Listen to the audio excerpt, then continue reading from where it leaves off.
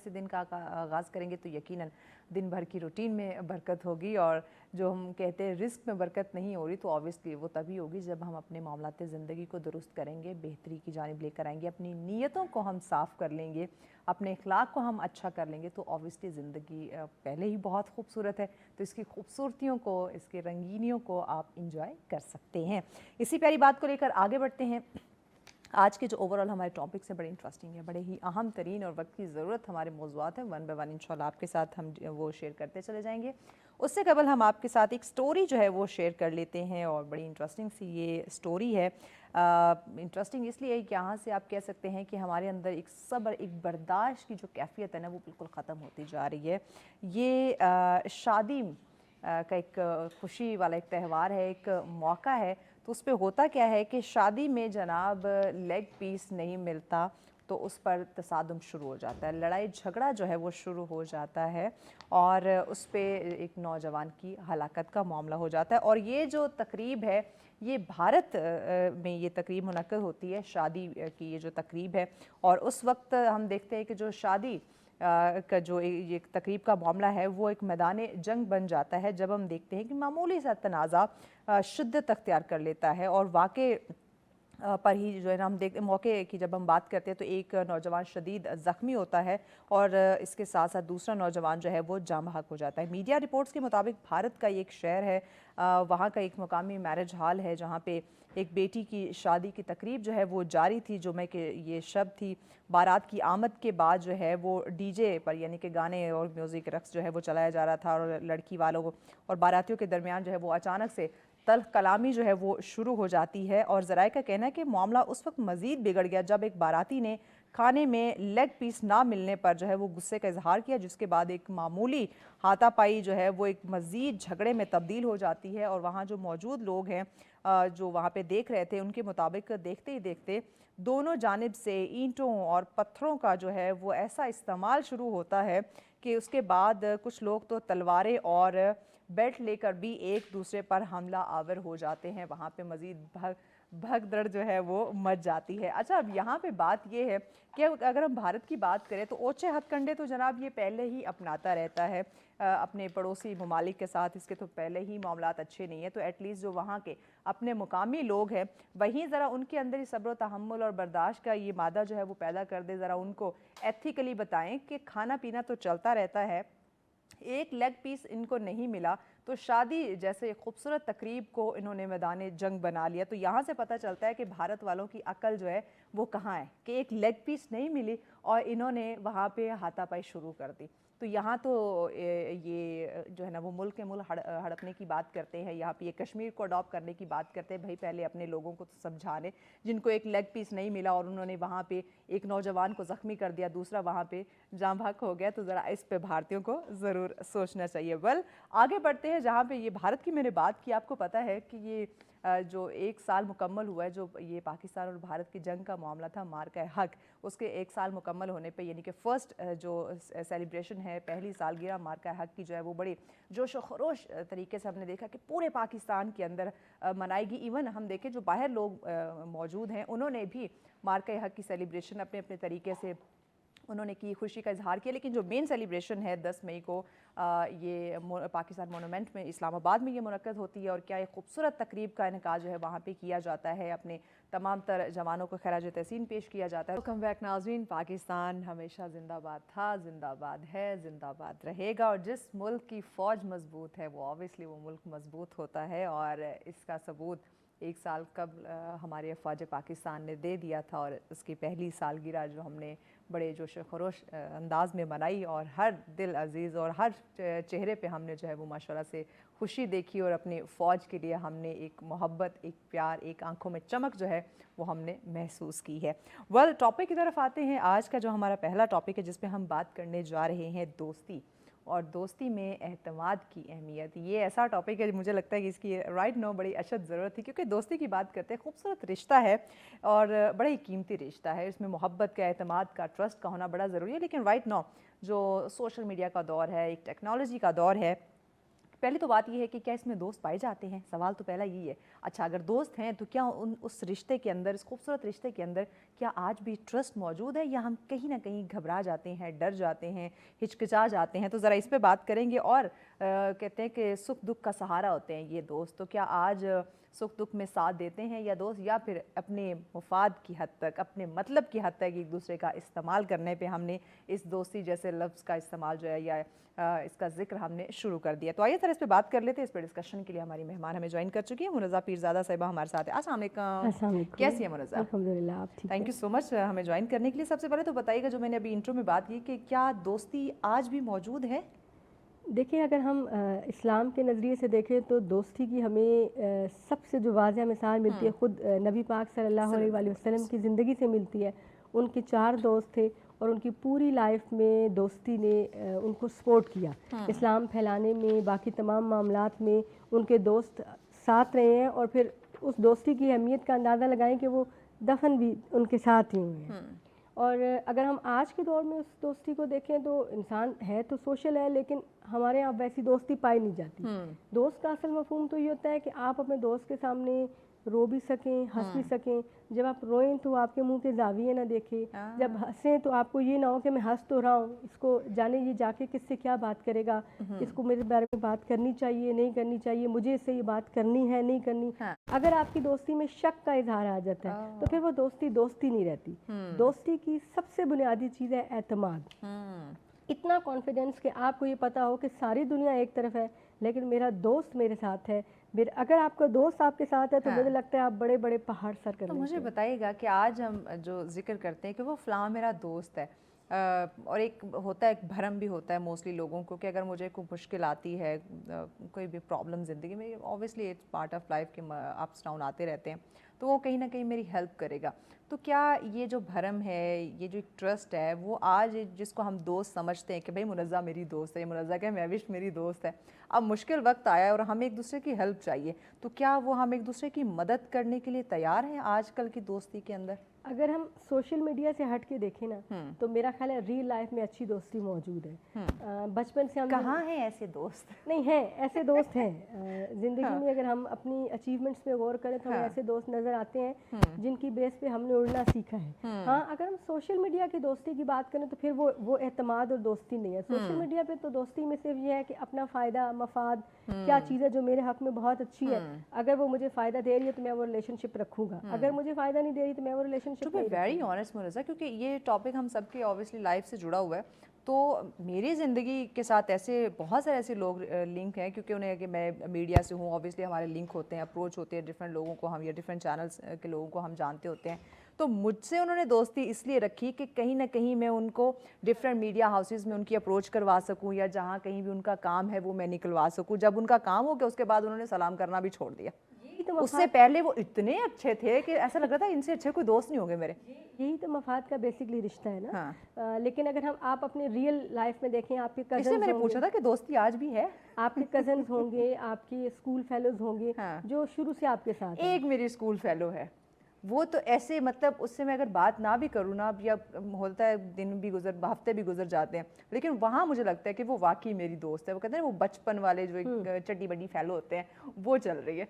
वो इसलिए कि उनका आपके साथ कोई मफाद नहीं है। लेकिन अगर आप अपने सर्कल में देखें तो जाहिर सी बात है, आप जिस जगह पे बैठी हैं हर बंदे को ये होगा कि मैं अपना कोई फ़ायदा ले लूं। तो हमारे यहाँ जो ज़्यादातर लोगों के रिलेशनशिप हैं वो फ़ायदे के लिए हैं, और यही वजह है कि हमारी दोस्ती में या हमारे रिलेशनशिप में वो एतमाद नहीं आ रहा। आप देखिए, रिश्ते भी टूट रहे हैं, दोस्तियाँ भी रोज़ ब्रेकअप आपके हो रहे हैं। क्यों हो रहे हैं? क्योंकि हम किसी के साथ अपना दिल नहीं लगाते, उसे एतमाद नहीं देते, उसके लिए हमारे अंदर खुलूस और मोहब्बत ही नहीं होती। हमें सिर्फ ये होता है कि मैं इस बंदे से फ़ायदा क्या उठा सकता हूं। और दूसरा मुनज़्ज़ा, देखिए ज़िंदगी में मुश्किलात आती हैं, रिश्तों में अप्स डाउन आते हैं, तो एक दोस्त के साथ वो कहते हैं जब आपको दिल की बात शेयर कर लेते हैं तो आपका दिल का बोझ हल्का हो जाता है, यानी कि आप अपना राज दूसरे को दे रहे हैं, तो आप उस राज की हिफाजत करना अब आप पे जो है वो फ़र्ज़ बनता है। तो यहाँ पे ये राज ना रखना एक दोस्त की बात को, या दूसरों को कहना, उसका आगे कोई दोस्त होगा वो तुझे बता रहा हूँ तू आगे किसी को ना बताना, वो अगले को कहेगा मैं तुझे बता रहा हूँ तू आगे किसी को ना बताना। तो ये राज को दूसरों तक पहुँचा देना, फाश कर देना, इससे भी तो एतमाद में बड़ी कमी आ रही है ना। इससे एतमाद में बहुत ज़्यादा कमी आती है। हमारा ये हक बनता है कि एक राज एक अमानत होती है।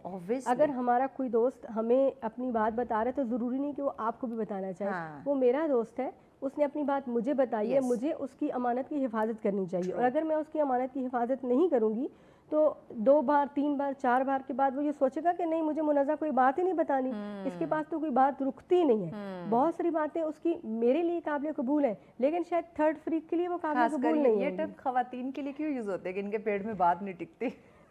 दोस्ती में मर्दों के लिहाज से भी नहीं टिकती। मैंने आजकल ऐसा फिर दोस्त बहुत कम देखा है कि जो आप मुझे लगता है यासिर, मुझे लगता है कि यहाँ पे 2 पैनल होने चाहिए थे, एक औरत एक मर्द, ताकि पता चलता है कि किसके जो है वो वोटिंग ज़्यादा है। बल नाज़रीन, हमें ब्रेक की जानी पड़ना है। ब्रेक के बाद मजीद हम दोस्ती के हवाले से मुनज़्ज़ा से बात करेंगे, साथ रहिए। वेलकम बैक नाज़रीन, आप देख रहे हैं सच सवेरा। आज का हमारा पहला टॉपिक जिस पे हम बात कर रहे हैं दोस्ती, और दोस्ती में एतमाद की कितनी अहमियत है, किस तरह से हम एक दोस्त को पहचान सकते हैं कि ये मेरा सच्चा दोस्त है और मैं इस पर ट्रस्ट कर सकता हूँ या कर सकती हूँ। इसी पे बात करें। मुनज़्ज़ा साहिबा हमारे साथ हैं। मुनज़्ज़ा, मुझे बताइएगा कि दोस्ती में झूठ बोलने के क्या नताइज निकल सकते हैं? बाज़ दफ़ा होते हैं इंसान मजबूर हो जाता है, कहीं ना कहीं उसे झूठ का सहारा लेना पड़ जाता है, तो क्या उसके कोई नेगेटिव भी कोई नताइज निकल सकते हैं? सारे इफेक्ट ही नेगेटिव हैं उसके। मेरे ख्याल में आप अपने दोस्त को, दोस्त होता ही वो है जो आपकी हर चीज़ को समझे। आप अपने दोस्त को बता दें कि देखो, मुझे यहाँ पे मजबूरन भी तुमसे झूठ बोलना है, तो अब मेरा ख्याल है आपका रिश्ता बच जाएगा। दोस्ती में झूठ की गुंजाइश ही नहीं है, एतमाद तोड़ने की गुंजाइश ही नहीं है। एक दफ़ा एतमाद टूट जाए, आप सारी ज़िंदगी कोशिश करेंगे, आपका दोस्त कभी आप पे ट्रस्ट नहीं करेगा। अच्छा, यहाँ पे दोस्ती को थोड़ा सा हम और इसको खोलते हैं, क्योंकि लोगों को लगता है कि दोस्त यानी कि सिर्फ स्ट्रेंजर्स दोस्त बन सकते हैं, जैसे कि मैं और आप हैं, हम आउट ऑफ फैमिली हैं तो हम दोस्त हैं, या ऑफिस में काम करने वाले कोलीग्स हमारे दोस्त हैं, या साथ पढ़ने वाले दोस्त हैं। दोस्त आपके माँ बाप भी होते हैं, दोस्त आपके बहन भाई भी होते हैं, दोस्त आपके मियाँ बीवी भी आप आपस में दोस्त बन सकते हैं। इस रिश्ते को दोस्ती की तरह आप लेके चल सकते हैं। तो इन रिश्तों को, क्योंकि ऑलरेडी ये बड़े खूबसूरत रिश्ते हैं, साथ ही साथ अगर दोस्ताना तरीके से, क्योंकि दोस्तों के साथ आप हर बात बड़े खुल्लम खुल्ला शेयर कर लेते हैं, कोई भी मसला है, कोई भी परेशानी है, कुछ से जश्न लेना है, कुछ भी आप हंसी मजाक बड़े ओपनली कर लेते हैं विदाउट एनी लिमिटेशंस। तो इन खूबसूरत रिश्तों को भी आप नहीं समझती कि ज़रा दोस्ताना अंदाज में लेकर चलना चाहिए? देखिए, केयर आपकी दोस्ती की सबसे पहली बुनियाद होती है। अगर आपकी केयर आपके वालिदैन करते हैं, आपकी चीज़ों को, आपकी मेंटालिटी को समझते हैं, आपको लिवरेज देते हैं, जो आपको चाहिए होता है उसमें वो आपके मुताबिक चलते हैं, तो आपकी उनसे दोस्ती हो जाती है। लेकिन अगर आप हमारे यहाँ पेरेंट्स बहुत सख्त हो जाते हैं, वो बहुत ज़ाब्ते हुसूल आजकल सिखाने की कोशिश करते हैं। वो ये चाहते हैं, क्योंकि उन्होंने एक ज़िंदगी गुजारी होती है, वो ये चाहते हैं कि बच्चे वक्त से पहले बहुत कुछ सीख लें।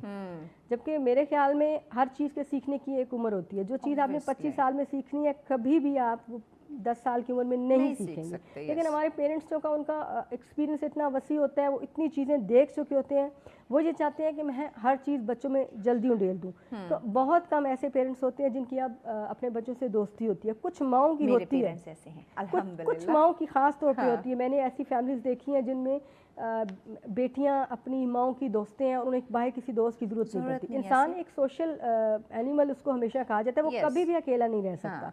तो अगर आप घर में उसको ये प्रोटेक्शन नहीं देते कि मैं तुम्हारी बात सुनूंगा, मैं तुम्हारे साथ चलूंगा, बेसिकली हमारी अब ये एक रूटीन बन गई कि हम कहते हैं कि मैं जो मैं चाहूँ वो हो, जो मैं करना चाहता हूँ वही, मतलब मेरी ही सुनी जाए, हर लिहाज से मेरी सुनी जाए, मतलब मैं परफेक्ट हूँ, और अगर मेरी नहीं सुनी जाएगी तो मैं अपना एवेन्यू चेंज कर लूँगा। तो इसलिए पेरेंट्स का भी ये, आप बच्चे को उसकी मर्जी के मुताबिक, बहुत कम पेरेंट्स हैं जो आपको आपकी मर्जी के मुताबिक चलने देते हैं। हस्बैंड वाइफ, क्योंकि नॉर्मली शादी के बाद वो मियाँ बीवी एक मियाँ बीवी की तरह ही रहने लग जाते हैं। वो जो रिश्ते की खूबसूरती है, जो एक दोस्ताना तरीके से, यानी अगर शादी से पहले एक अच्छी उनकी बाउंड्री एक सेट हुई थी, या एक उनके ताल्लुक़ था, एक स्ट्रॉन्ग, एक मजबूत रिलेशन था, शादी के बाद वो जी मियाँ बीवी हैं, ये बात भी नहीं करनी, वो बात भी शेयर नहीं करनी कि कहीं इस रिश्ते में कोई बिगाड़ ना आ जाए। तो वही दोस्ती अगर उस रिश्ते में भी आ जाए, तो आप नहीं समझती कि जो इस वक्त तलाक की शरह में इजाफा हो रहा है वो कम हो सकता है? बिल्कुल हो सकता है। मियाँ बीवी में तो हम बिल्कुल ही बात नहीं करते ना। माँ बाप से हम फिर भी जोर ज़बरदस्ती कर लेते हैं, हमें पता होता है जी वो इन द एंड वो मान जाएंगे। लेकिन अगर हम हस्बैंड वाइफ में देखें तो हम बहुत खामोश हो जाते हैं। ऐसे ही जो चीज़ें, हालांकि सबसे खूबसूरत रिश्ता जो करार दिया गया है वो मियाँ बीवी का करार दिया गया है, सबसे क्लोज रिश्ता भी मियाँ बीवी का है। लेकिन हमारे यहाँ सबसे ज़्यादा दूरी ही मियाँ बीवी में है, हम बात ही नहीं करते। हम राइट लेफ्ट ढूंढेंगे, यार मेरी बीवी ऐसी है, वो कहेगा मेरा शौहर ऐसा है। और अगर हम आपस में बात करना शुरू कर दें किसी भी रिश्ते में, चाहे वो दोस्ती है, चाहे वो माँ बाप है, चाहे वो मियाँ बीवी है, जब तक आप बात नहीं करते, आप अपना पॉइंट ऑफ व्यू दूसरे के आगे नहीं रखते, आप उसकी बात नहीं समझते और आप अपने अंदर ये बर्दाश्त और तहम्मुल नहीं लाते कि कोई बात नहीं, मैं गलत भी हो सकता हूँ, ऑब्वियसली इंसान तो परफेक्ट नहीं है। तब तक आपकी दोस्ती नहीं चलती। वो दोस्ती किसी भी रिश्ते में हो, चाहे मियाँ बीवी के रिश्ते में हो, माँ बाप के रिश्ते में हो, वो नहीं चल सकती। आप थोड़े अरसे बाद अपने माँ बाप से भी दूर हो जाएंगे, मियाँ बीवी से भी दूर हो जाएंगे, और अब आपकी कोई भी सोशल गैदरिंग होगी, लोग आपके साथ चलना छोड़ देंगे। ऑब्वियसली उसमें फिर वो जो गैप है वो रिश्तों में आना शुरू हो जाता है। मुझे बताइएगा कि जो कहते हैं ना, हर हाथ मिलाने वाला दोस्त नहीं होता, और ऑब्वियसली हर हाथ मिलाने वाले को दोस्त समझना भी नहीं चाहिए, लेकिन कुछ लोग दावा करते हैं कि वो हमारे बड़े अच्छे दोस्त हैं। अब उनको अगर आजमाना हो, परखना हो कि वाकई ये मेरा सच्चा और अच्छा दोस्त है, तो हमें क्या करना चाहिए? वक्त साबित कर देता है, हमें कुछ भी नहीं करना पड़ता, वक्त साबित कर देता है कि वो हमारे दोस्त हैं या नहीं हैं। क्योंकि जिस तरह की ज़िंदगी चल रही है, हमें कदम कदम पे ऐसी बहुत सारी चीज़ों में उनकी ज़रूरत होती है, सपोर्ट की ज़रूरत होती है। अगर वो हमें सपोर्ट नहीं करते तो हमें बहुत जल्दी अंदाज़ा हो जाता है कि ये दोस्ती नहीं चल सकती। हम अपना एवेन्यू चेंज कर लेते हैं, थोड़ा टाइम हम इंतज़ार करते हैं, क्योंकि शायद हमारा दूसरे बंदे में इंटरेस्ट होता है। ज़रूरी नहीं कि उसका भी इंटरेस्ट लेवल उस लेवल का हो जो हमारा है। तो अगर हम नहीं करेंगे तो हमारी दोस्ती ख़त्म हो जाएगी। अच्छा, नॉर्मली ये भी हम सुनते हैं ना कि फाइनेंशियली आप किसी, जो आपको कह रहा है कि मैं आपका बड़ा अच्छा, बड़ा सगा, बड़ा गहरा दोस्त हूँ, आप थोड़ी सी फाइनेंशियली उससे हेल्प मांग लो, आपको पता चल जाएगा वो आपका कितना अच्छा दोस्त जिस है। दोस्ती में फाइनेंस हो वो दोस्ती नहीं होती, वो रिलेशनशिप होता है। आपका मफाद का रिश्ता है, आप रखना चाहते हैं, जरूर रखें, कभी आप उससे काम आएंगे, कभी वो आपके काम आएगा, लेकिन दोस्ती ये नहीं है। दोस्ती का एक खास मफहूम है। मैंने कहा ना कि दोस्त वो ही है जिससे जब आप रो रहे हो तो आपको ये ना पता हो कि ये मेरे मुंह के ज़ाविये नोट करेगा, और जब आप अच्छा, हंस रहे हो तो बेगम हो जो के आप आपकी सिर्फ और सिर्फ आपकी खूबियां इनर को गिनवाता जाने, रहे, वो आपका दोस्त नहीं हो सकता। जो आपकी खामियां आपको बताए वो आपका दोस्त होगा, है। क्योंकि वो चाहता है कि आप में ये जो जो आपको आप में खामियां हैं, कोई आपको किसी वजह से आपको मुश्किलात हो सकती है, कहीं किसी काम से वो आपको रोक रहा है, तो समझे कि वो आपका वाकई ही सच्चा दोस्त है। लेकिन जो हर वक्त आपकी खुशामद कर रहा है, आपको किसी बुरी चीज़ से, बुरे काम से रोक नहीं रहा, उसको दोस्त आप बिल्कुल ना समझें। सोशल मीडिया के अगर मैं बात करूं तो क्या ये दोस्ती जैसे खूबसूरत रिश्ते के ऊपर इसने इफ़ेक्ट किया है कि लोग जल्दी ट्रस्ट नहीं करते, या धड़ाधड़ ऐसे दोस्त बना रहे होते हैं, बाद में उनको खुद नहीं पता चलता कि मेरा इसमें सच्चा दोस्त कौन है और मुफाद परस्त कौन है? सोशल मीडिया की दोस्तियों को तो मैं मानती नहीं। सोशल मीडिया पे आपके फॉलोअर्स होते हैं, और उसमें भी आप वो फॉलोअर्स रखते हैं जिसमें आपको पता हो कि मेरा फ्यूचर में, वही बात है कि महविश मुझे मुख्तलिफ एवेन्यूज़ पे इंट्रोड्यूस करा देगी। सोशल मीडिया में की दोस्ती ने ही दोस्ती की असल मफहूम को ख़त्म किया है। इसी दोस्ती की वजह से हम अब रियल में भी अपने दोस्तों पे एतमाद नहीं कर सकते, क्योंकि हमारा एतमाद बार बार इतना टूटता है। सोशल मीडिया पे जहाँ हम किसी को कोई उस तरह की सपोर्ट नहीं दे सकते जिससे उसका फ़ायदा हो, वो रिश्ता टूट जाता है। तो हमें ये लगता है कि शायद हमारा रियल लाइफ का जो दोस्त है, या हमारे कज़न्स में जो हमारा दोस्त है, या स्कूल फेलो जिनसे हम रोज़ मिलते हैं, उसे भी हमसे कोई मफाद होगा। तो फिर जब शक आएगा तो फिर एक बदएतमादी की फ़िज़ा की वजह से आपकी दोस्ती ख़त्म हो जाएगी। तो और सेकंड, जो आजकल सोशल मीडिया की अजीबो-गरीब सी दोस्तियाँ ख़ास तौर पे हो रही हैं, मैं तो उनके बहुत अगेंस्ट हूँ। बहुत सारे घर मैंने इसमें तबाह होते देखे हैं। हम इस हद तक लिबरल हो गए हैं कि हम अपनी बाउंड्रीज तोड़ बैठे हैं सोशल मीडिया की दोस्ती की वजह। हमारी जो एक लिमिट होनी चाहिए थी किसी भी रिश्ते के अंदर, वो ऑब्वियसली हमने उसको ब्रेक कर दिया है। मुकम्मल किसी पे ट्रस्ट कर लेना, कहते हैं ना, आप जो भी बात है, जो भी मसला, जब तक वो आपकी ज़ात तक है, आप तक है, तब तक आप सिक्योर हैं। जब आपने वो किसी दूसरे के साथ चीज़ डिस्कस कर दी, या आपने किसी दूसरे पे मुकम्मल एतमाद कर लिया, तो फिर आपकी रस्सी उसके हाथ में आ गई, वो जैसे चाहे आपको जो है वो नचा सकता है। तो किसी दूसरे पे मुकम्मल एतमाद कर लेना दोस्ती की मद में आके, क्या ये दुरुस्त है? नहीं, दोस्त को दुश्मन बनते देर नहीं लगती। मफाद का दौर है, कहीं पे भी आपकी तरजीहात चेंज हो जाती हैं। मेरे ख्याल में अपने राज तो हमेशा अपने पास रखने चाहिए। अब सबसे पहले अपने माइंड में ये बात रखनी चाहिए कि हमने अपने दोस्त को, हमने दोस्ती करनी है। हम यही क्यों कहते हैं कि वो हमसे दोस्ती करे और वो हमारी मर्जी के मुताबिक चले। दोस्ती हम करने की कोशिश करते हैं, उसे एतमाद देने की कोशिश हम करते हैं, तो ये रिलेशनशिप अच्छा चलेगा। हाँ, राज हमने अपने अपने पास ही रखने हैं। मेरे ख्याल में किसी बचपन के दोस्त से तो अपने राज फिर भी शेयर की जा सकते हैं, लेकिन ये 2 महीने 4 महीने या सोशल मीडिया की दोस्ती में कभी भी अपने राज ना दें, क्योंकि दोस्त को दुश्मन बदलते देर ही नहीं लगती। अच्छा, आजकल हम बहुत देख रहे हैं हमारे जो बच्चे हैं, बच्चियां हैं, वो ब्लैकमेल होना शुरू हो जाती है। I think just because of कि वो बहुत ही कम टाइम में किसी पे बहुत ज़्यादा ट्रस्ट कर लेते हैं। फिर बाद में उनको पछतावा होता है कि ये बात या ये काम या ये चीज़ तो मैंने इसको नहीं बतानी थी या नहीं करनी थी। चीज़ें बहुत आसान कर दी है ना सोशल मीडिया ने। हाँ। इसी दोस्ती को हम सोशल मीडिया की दोस्ती कहते हैं। अगर हम अपने बच्चों को शुरू से ये समझाएं कि बेटा आपका क्लास फेलो आपका दोस्त होगा, आपका कज़न आपका दोस्त होगा, या आपका नेबर में जो रहता है वो आपका दोस्त होगा, तो ये दोस्ती देर पा चलेगी। लेकिन हम छोटे से बच्चे को मोबाइल दे देते हैं, वहाँ पे आपके फॉलोअर्स होते हैं, वहाँ पे आपके फ़ायदे होते हैं, उनको देखते हुए आप दोस्ती करते हैं, बहुत जल्दी ट्रस्ट करते हैं, ऐसी चीज़ें शेयर कर देते हैं कि फिर आपके पास पीछे हटने का कोई चारा नहीं होता। फिर आप दोस्ती निभा रहे होंगे, ज़रूरी नहीं कि अगला भी दोस्ती निभा रहा हो। पहले मेरे ख्याल में आप इंसान को समझें, परखें, फिर देखें कि अगर ये इसमें इंसानियत दोस्ती के लायक है कि नहीं है। हाँ, दोस्ती के लायक है कि नहीं। हर इंसान दोस्ती के लायक भी वो नहीं मैंने होता। पहले ही कहा ना कि हर हाथ मिलाने वाला दोस्त नहीं होता। आप किसी के साथ बैठ गए, चाय पी ली, गपशप हो गई, किसी गैदरिंग में आपकी अच्छी मुलाकात होगी, तो इसका ये मतलब नहीं कि वो आपका अच्छा दोस्त बन गया। आपकी ठीक एक अच्छी सलाम दुआ तो रह सकती है, लेकिन आप उसको दोस्ती में कंसीडर नहीं कर सकते। हाँ, आप उसको कह सकते हैं कि एक अच्छा ताल्लुक, एक अच्छी सलाम दुआ है। दोस्ती में वादा खिलाफी बाज़ दफ़ा हमसे हो जाती है। हम प्रॉमिस करते हैं कि हाँ ठीक है, ये काम मैं करूँगा, या ये चीज़ 100 चीज़ें हो जाती हैं। तो वादा खिलाफी, वादा पूरा ना करने से भी क्या हमारे जो एक दोस्ती के ताल्लुकात हैं, ये जो रिश्ता है, इस पे कोई असर पड़ता है, या उसको टाइम के साथ सॉर्ट आउट किया जा सकता है? अगर तो हमने बिल्कुल एक मादी दोस्ती रखी है कि भाई मेरे दोस्त ने यस सर ही कहना है, तो फिर तो अलग बात है। लेकिन अगर हम अपने दोस्त को एतमाद का वो लेवल देते हैं, हाँ, कि आपने मेरी बात समझनी है, मैंने आपकी बात समझनी है, फिर अगर आप एक वादा तोड़ देते हैं तो चल जाता है। दूसरी सूरत में वादा और एतमाद और वफादारी किसी भी रिश्ते की बुनियाद है। अगर आप उस बुनियाद को तोड़ देते हो तो कोई भी रिलेशन देर पा नहीं होता। आर्जी चलेगा, धक्का देते रहेंगे कुछ टाइम, वो चलता रहेगा, लेकिन उसकी वो खूबसूरती नहीं लेकिन जहाँ उसे कोई अच्छा आपसे बेहतर ऑप्शन मिलेगा वो अपनी साइड चेंज कर लेगा। तो भाई है, वफादारी के से काम ले। वर्क प्लेस की मैं बात करूँ, ऑफिस की बात करूँ, वहाँ पे हमारे साथ कोलीग होते हैं, रोज़ाना की बेस पे हम उनसे मिलते हैं, ऑब्वियसली मुलाकात होती है। जैसे हम अपने मीडिया हाउसेस की बात करें, डेली हम अपने टीम से आके मिलते हैं और बहुत सारे लोगों से मिलते हैं, तो एक अच्छी बाउंड जो है ना, हमारी बाउंडिंग सेट हो जाती है।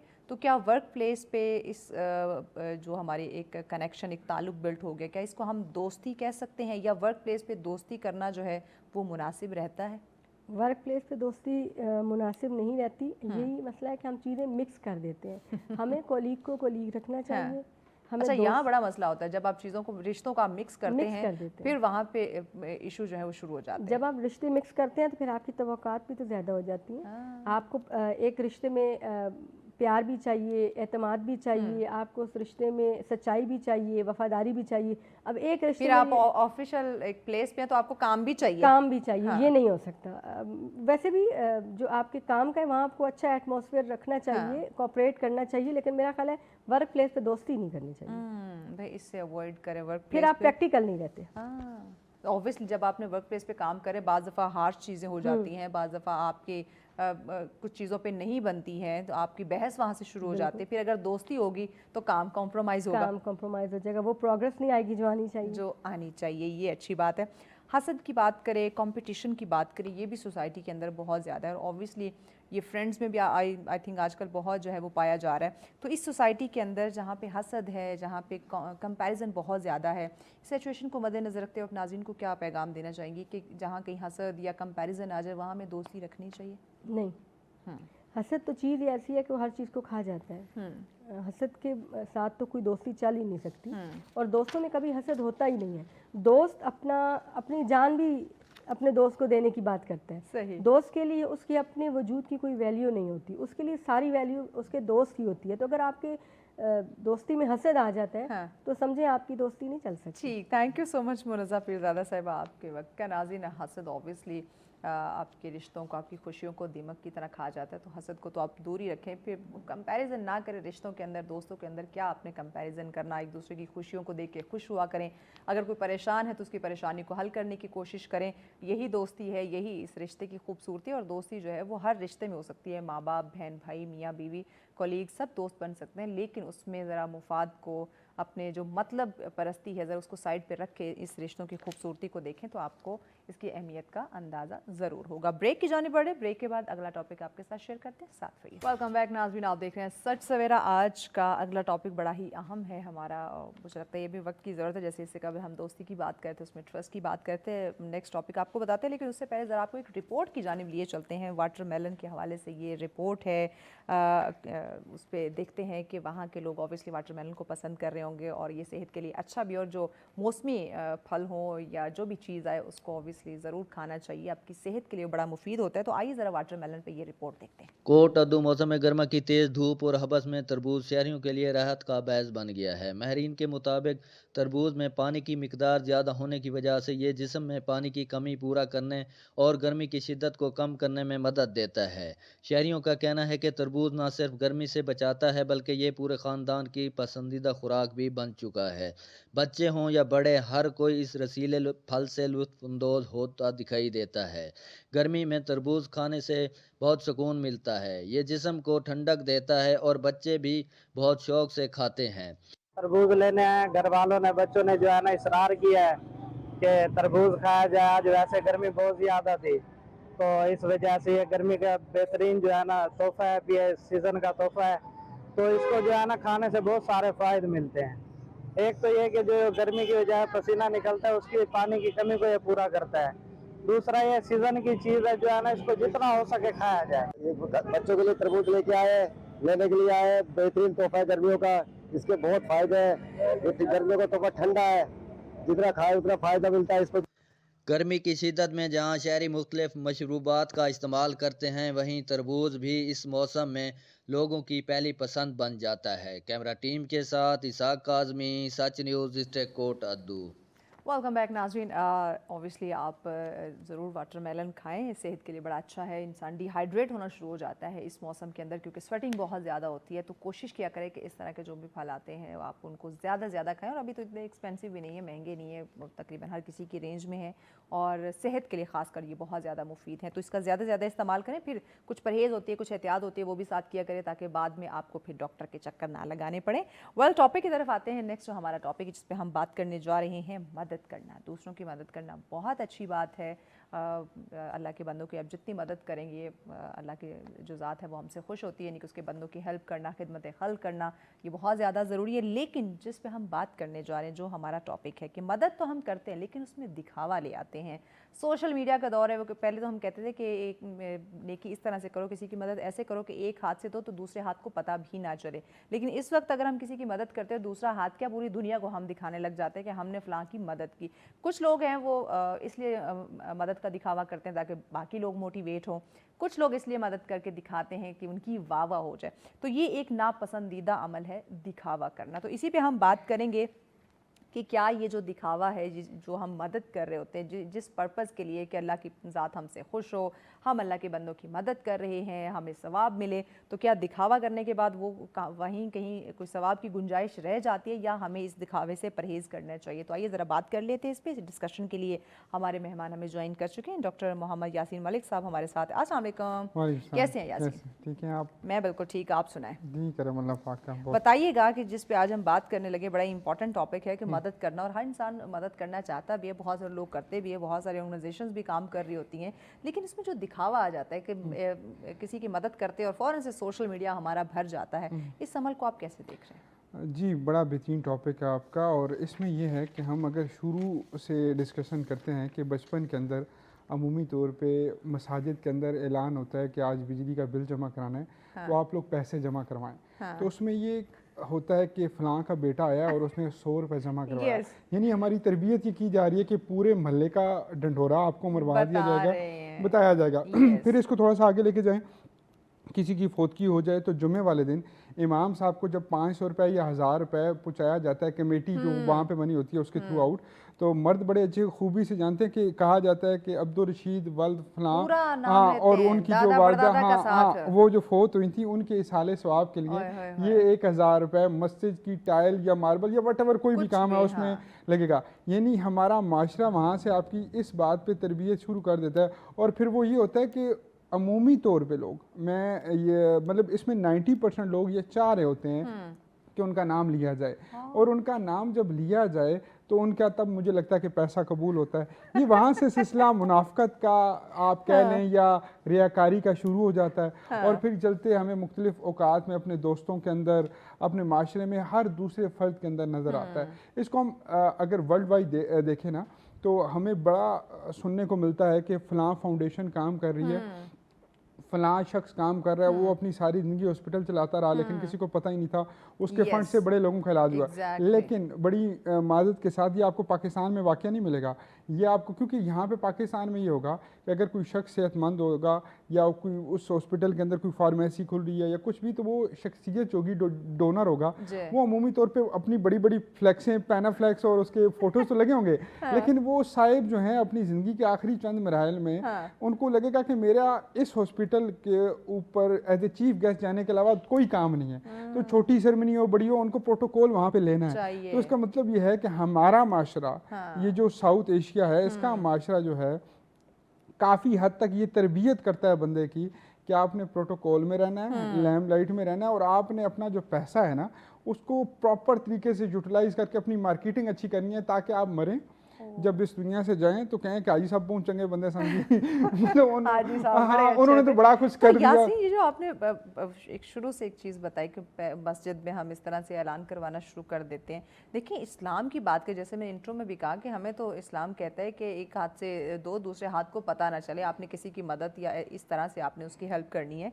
तो इस्लाम तो इस दिखावे को या नेकी करके जताने से तो मना करता है, तो आया फिर हमने इसको इतना पसंदीदा अमल क्यों बना दिया? देखिए इस्लाम की जब बात करते हैं ना, तो हज़रत मौला अली अलैहिस्सलाम का एक वाक़या है कि आप अमूमी तौर पे रात को अपने कांधों पे आटा खजूरें रख के दरवाज़ों के पास रखाया करते थे, और जब आपकी शहादत के बाद ये आपका राज अफशा हुआ कि वो कौन शख्सियत थी जिसके जाने के बाद अब ये नई सिलसिला हुआ, तो फिर पता हमें ये चलता है कि हज़रत मौला अली रात के वक्त गरीबों की मदद इस तरह करते थे। और आप ये भी देखें कि कितनी बड़ी खिलाफत, कितनी बड़ी जिम्मेदारी, वक्त का आप कह लें कि करता धरता सब कुछ दौरे खिलाफत पे बैठे हुए हैं वो, लेकिन आपका आलम यह है कि रात को ये नहीं कि आप किसी अपने मुलाजिम को कह रहे हैं, किसी की ड्यूटी लगा रहे हैं, खुद जाते हैं, अपने कंधों पे चीज़ें रखते हैं,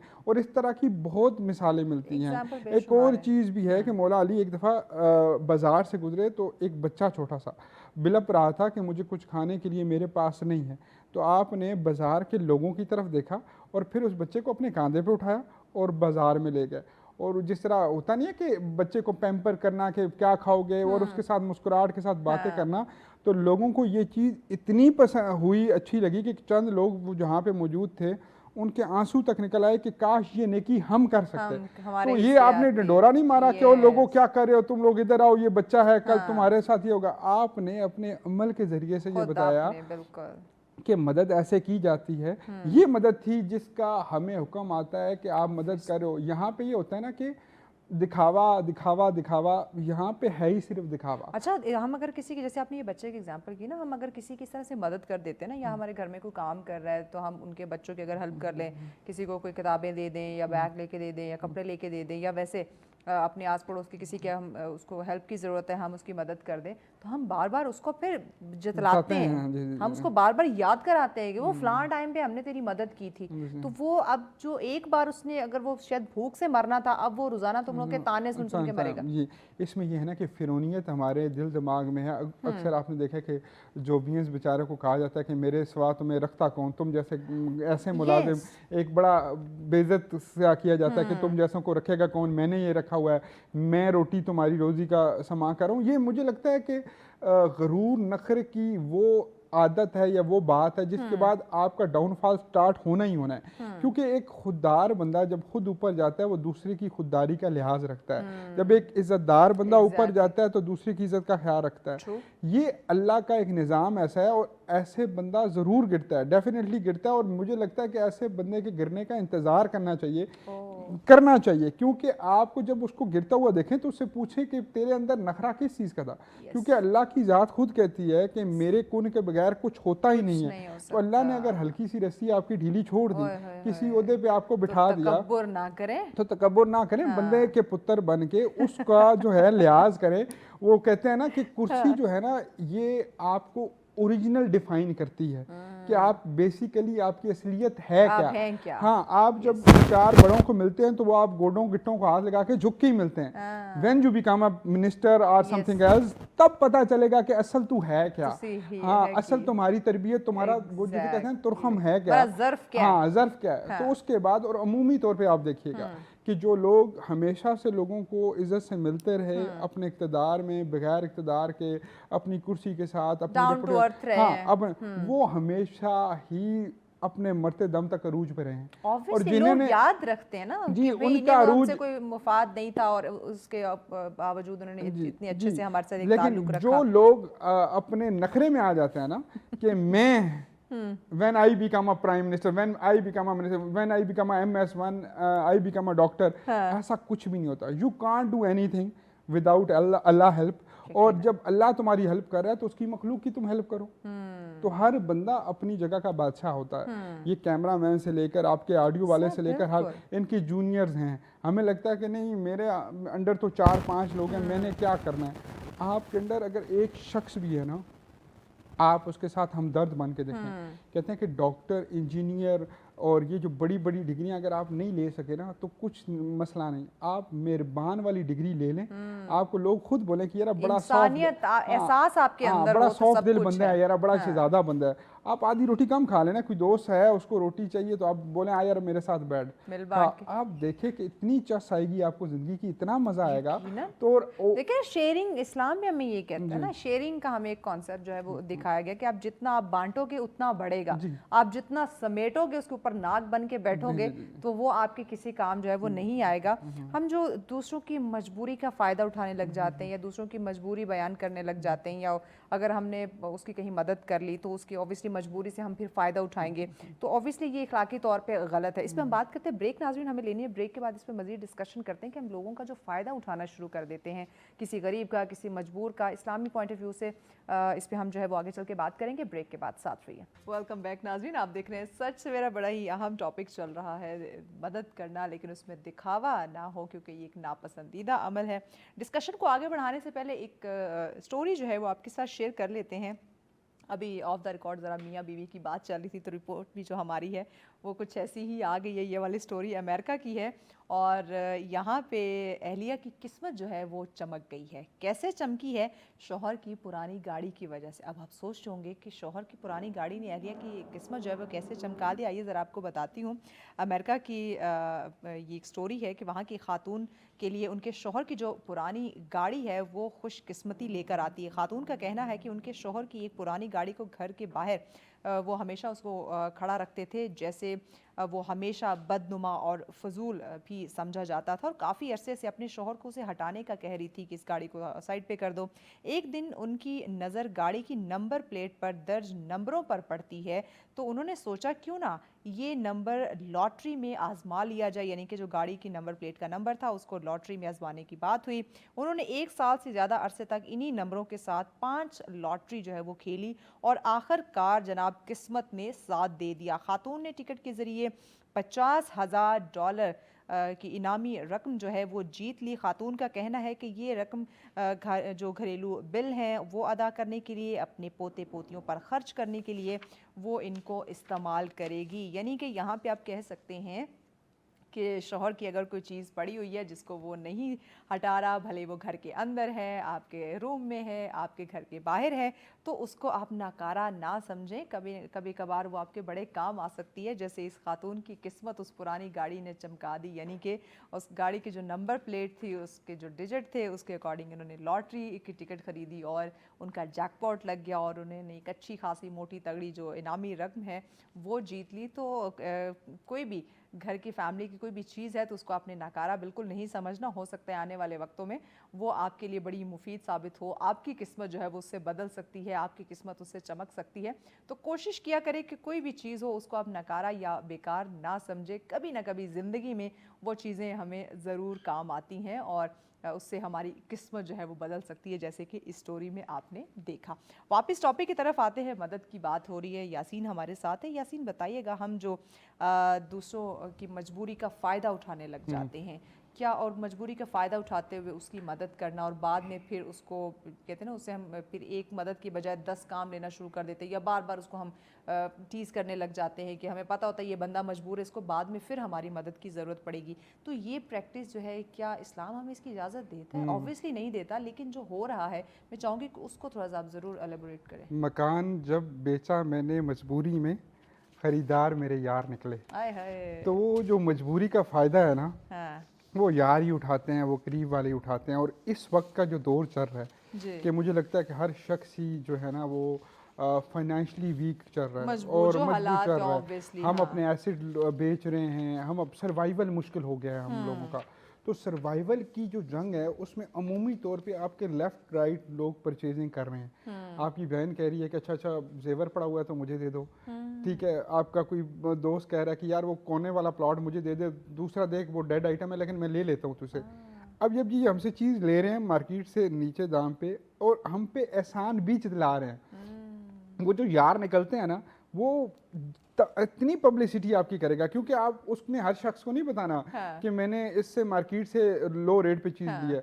वो 4 बंदों में ये अमूमी तौर पे कह रहा है कि यार इस बेचारे का टाइम मुश्किल चल रहा था, इसको ज़रूरत हाँ थी, इसको ज़रूरत थी तो और मैंने खरीद इसकी लिया। हेल्प की। और हेल्प का उसका ये अंदाज है कि उसने मार्केट से कम, अब अगर हेल्प ही थी तो आप बोलते कि यार तेरा एसिड बना रहे, जब अच्छा वक्त होगा बेच के ये ले, ये अभी तुम्हें ज़रूरत है, ये तुम ये जो रख भी। ले, कौन सा सारी चीज़ें किसी ने साथ लेकर जानी है। तो ये वतीरा बन चुका है। ये हम नहीं करते, हम तो फ़ायदा उठाने वाले हैं। हाँ 2026 में ये ऐसा वतीरा मैंने देखा है। और इसमें मुझे बड़ा क्लोज चीज़ों से खुद वास्ता पड़ा है। मैं एक प्रोजेक्ट अपना लॉन्च करने जा रहा हूँ, तो उस प्रोजेक्ट में ये है कि बड़ी ज़्यादा इन्वेस्टमेंट है। Great. तो मेरी ज़िंदगी का वो सबसे बड़ा प्रोजेक्ट है। तो मैंने अपने क्लोजेस्ट रिलेशंस को, वैसे मैं डिपेंड किसी पे नहीं करता, हम एक दूसरे को मेरा हमें सालों से जानते हैं, तो खुद अपने आप को बनाया, हाँ हम सालों से जानते हैं। तो हमें ये लगता है कि कहीं कोई ये ना बोल दे कि यार इसकी हमने ना यहाँ पे मदद की है। अच्छा मैं फिर चीज़ें, एसिड तो आपने बेचना है, एसिड लोग ले रहे हैं, लेकिन वो कम रेट पे देना। और मुझे वो शख्सियात के जो चेहरे हैं ना, उनकी मुनाफकत जो है, यानी कि ये जो हाजी साहब मुझसे चीज़ सस्ते दामों मांग रहे हैं, ये अभी उम्रा करके आए हैं, ये 5 नमाजी हैं और ये महफिल के अंदर बैठ के इतना लंबा चौड़ा लेक्चर देंगे तवक्कल अल्लाह पे और बाकी सारी चीज़ों पे, नमाज पढ़ेंगे, लेकिन किरदार ऐसा है कि अपने ही मुसलमान भाई का आप फ़ायदा उठाते हैं कि उसका बुरा टाइम चल रहा है, उसकी एक मामलात ऐसे चल रहे हैं। तो ये हम अब अपने लेफ्ट राइट बिल्कुल वाज़ा तौर पे देख रहे हैं, ये नज़र आ रहा है बिल्कुल ऐसे। और बिल्कुल करेक्टली मैं कह सकता हूँ कि इससे ज़्यादा मुनाफकत का दौर नहीं हो सकता। नहीं हो सकता, बिल्कुल। और ये 2026 तो वाकई इंसान जो है वो उसकी अकल हैरान रह गई, दंग रह गई कि ये हो क्या रहा है। वो जो हम सुनते थे कि खून सफ़ेद हो जाएंगे, कोई रिश्तों में कोई एहसास नज़र नहीं आएगा, वो इस वक्त आप देखें 2026 में हमें नज़र आ रहा है। क्योंकि हर बंदा परेशान है, जो एक सिचुएशन है, जो जंगी हालात हैं, फिर उसमें पूरी दुनिया ऑब्वियसली हम देखें आलमी सतह पे मसले मसाइल हैं, लेकिन उन जो मसले मसाइल में लोग हैं वो एक दूसरे का फ़ायदा उठाने की कि अच्छा इसको अगर ज़रूरत है तो मैं इसका फ़ायदा उठा तो ना कि उसकी जरूरत को पूरा कर दो। अच्छा इसमें भी एक सर्कल चल रहा है महविश, आप अगर मेरा फायदा उठा रही है ना तो आपका भी कोई फायदा उठा रहा है, ठीक है। और उसमें अल्लाह ने एक ऐसा निज़ाम कर दिया है। हाँ, और वो एक इशफाक अहमद साहब जाविया के अंदर ना एक बड़ी बात बेहतरीन लिखते हैं कि उनकी किताब मैंने पढ़ी थी, उन्होंने कहा कि जब आप किसी को धोखा देते हैं ना तो आप छोटी सी चीज़ को जन्म देते हैं, तख्लीक कर देते हैं। तो वो आगे किसी को देगा तो हल्की सी वो बड़ी हो जाएगी, फिर वो उससे आगे किसी को देगा थोड़ी और बड़ी हो जाएगी। तो ये क्योंकि तख्लीकार आप हैं, अल्लाह ने ये मौजज़ा रखा है कि जो चीज़ जिसको तख्लीक करता है ना, ख़त्म भी वो उसी को वो करता है। अब वो जब हुजम उसका बड़ा हो जाएगा ना, आपके पास आके वो बम फटेगा, आप बोलोगे यार बैठ के मैंने तो किसी को धोखा दिया ही नहीं था, मैं तो ऐसा हूँ ही नहीं। नहीं भाई साहब आपने दिया था, शुरू किया था, आपने शुरू किया था।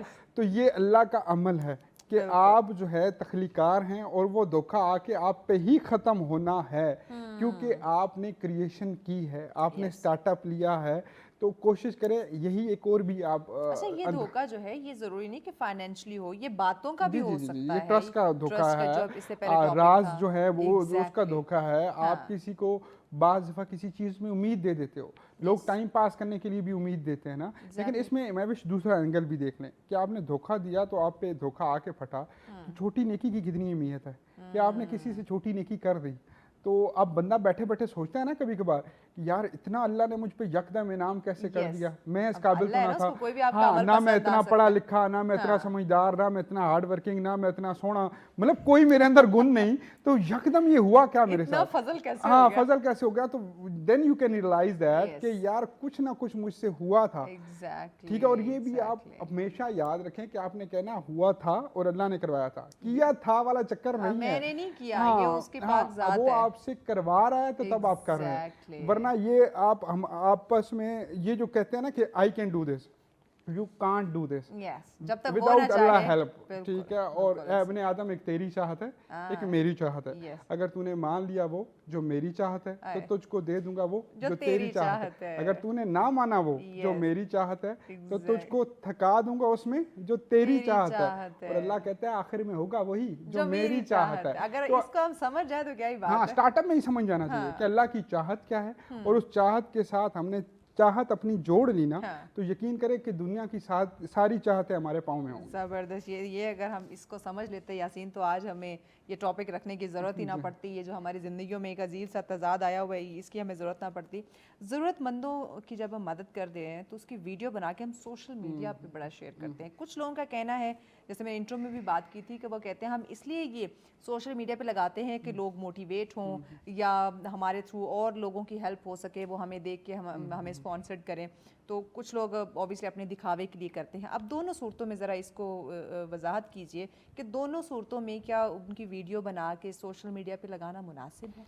मुझे तो लगता है कि मुफ्ती इकराम को फतवा दे देना चाहिए कि वीडियो बनाना, लगाना ये सब नाजायज़ है। उसकी वजह यह है कि आज हम जिस जगह पे बैठे हैं 2026 के अंदर, अगर 2000 से पहले तक ये वीडियोस नहीं लगती थी तो क्या आज लोग सोशल वर्क नहीं कर रहे हैं? करते थे। क्या उससे पहले बहुत सारे मामलात, मैंने हज़रत मौला अली की मिसाल दी, बहुत सारी मिसालें हमारे पास और मौजूद हैं कि एक हाथ को दूसरे हाथ को पता नहीं लगता था, रातों को जाके मदद की जाती थी, बेटियों के रिश्ते निकाह इस तरह कर दिए जाते थे कि पता ही नहीं लगता था, चीज़ ही नहीं होती थी। प्रॉब्लम ये है कि हम अपने आप को मुतमिन करने के लिए इस्लाम का इस्तेमाल करते हैं और बड़े तरीके से करते हैं। हमारी मुनाफकत जो है वो इस्लाम के साथ भी चल रही है।